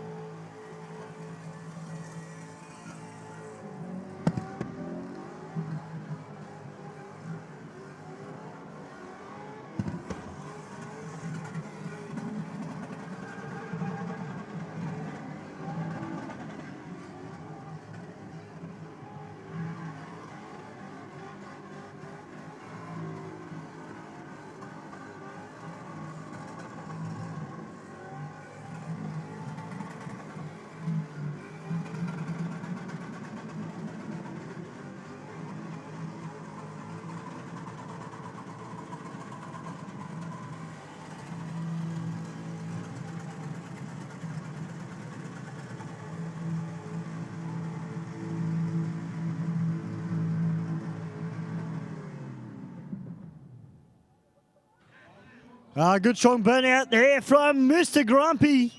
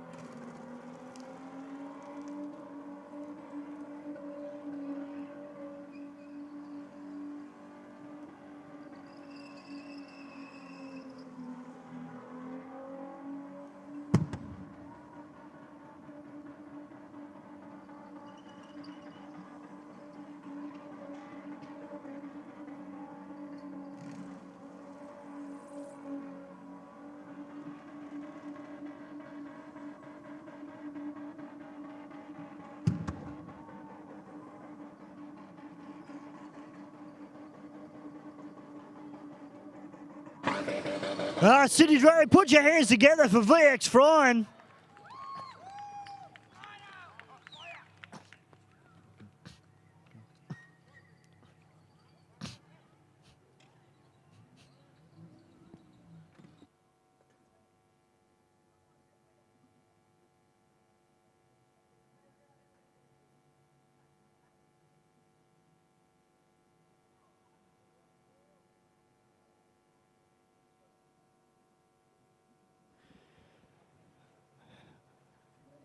All right, maybe just a little touch of flame out of the VX Frying.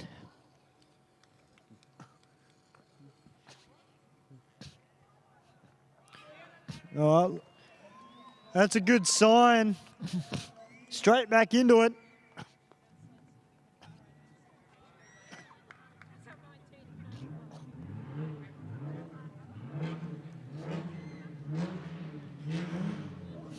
All right, next up, we've got this very, very clean looking Commodore about to make its way out.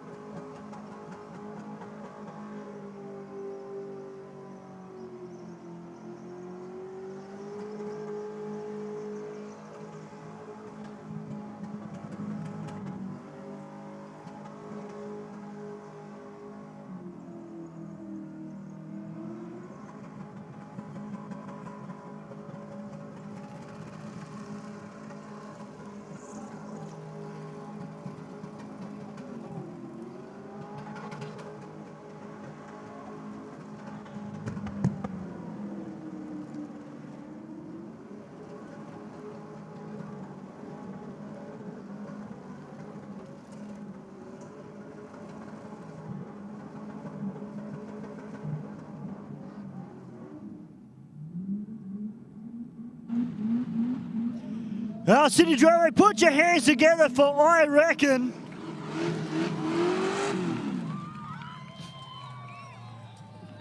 Beautiful looking skid. Well, guys, we've got one more skid to come, but if you are leaving the venue, guys, just make sure when you leave the car park, you head over towards the pits and exit via the competitor gate. Do not exit via the spectator gate, guys. Just make sure you drive over the hill into the pits and safely through the exit gate if you are leaving now. But we do have one more skid to come.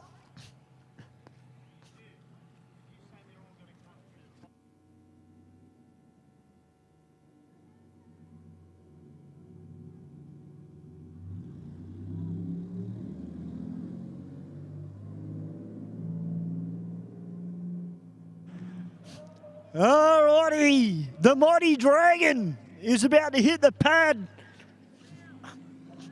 Are there any Dragon supporters up there? Or am I the only one? Hey, none of you are Bulldog supporters, are you? Well, I hope not.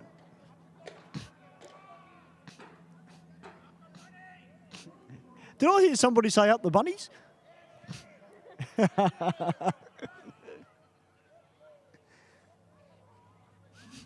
You sound like a guy I work with.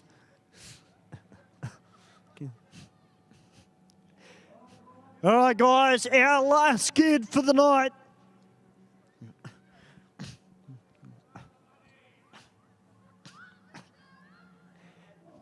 What was that, up Para?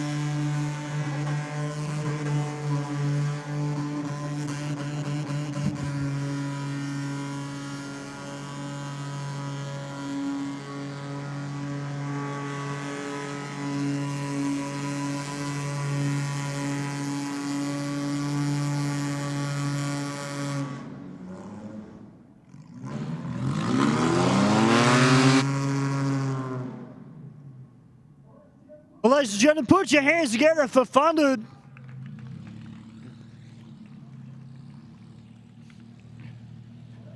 Well, ladies and gentlemen, that is it for tonight's Aeroflow Race for Real. Thank you to all our burnout competitors and our drag racing competitors. We'll be back next week here at Sydney Dragway. Don't forget, guys, if you do want to compete, make sure you get your tickets online. It is a little bit cheaper than buying at the gate. Once again, a huge thank you to my two co-commentators, Mark Thomas and Stephen Bush. Always great to be here on a Wednesday night with you two. And of course, Uncle Benji doing the live stream, as well as all the pictures for our big screen, and to all our sponsors, and most of all, Aeroflow Performance.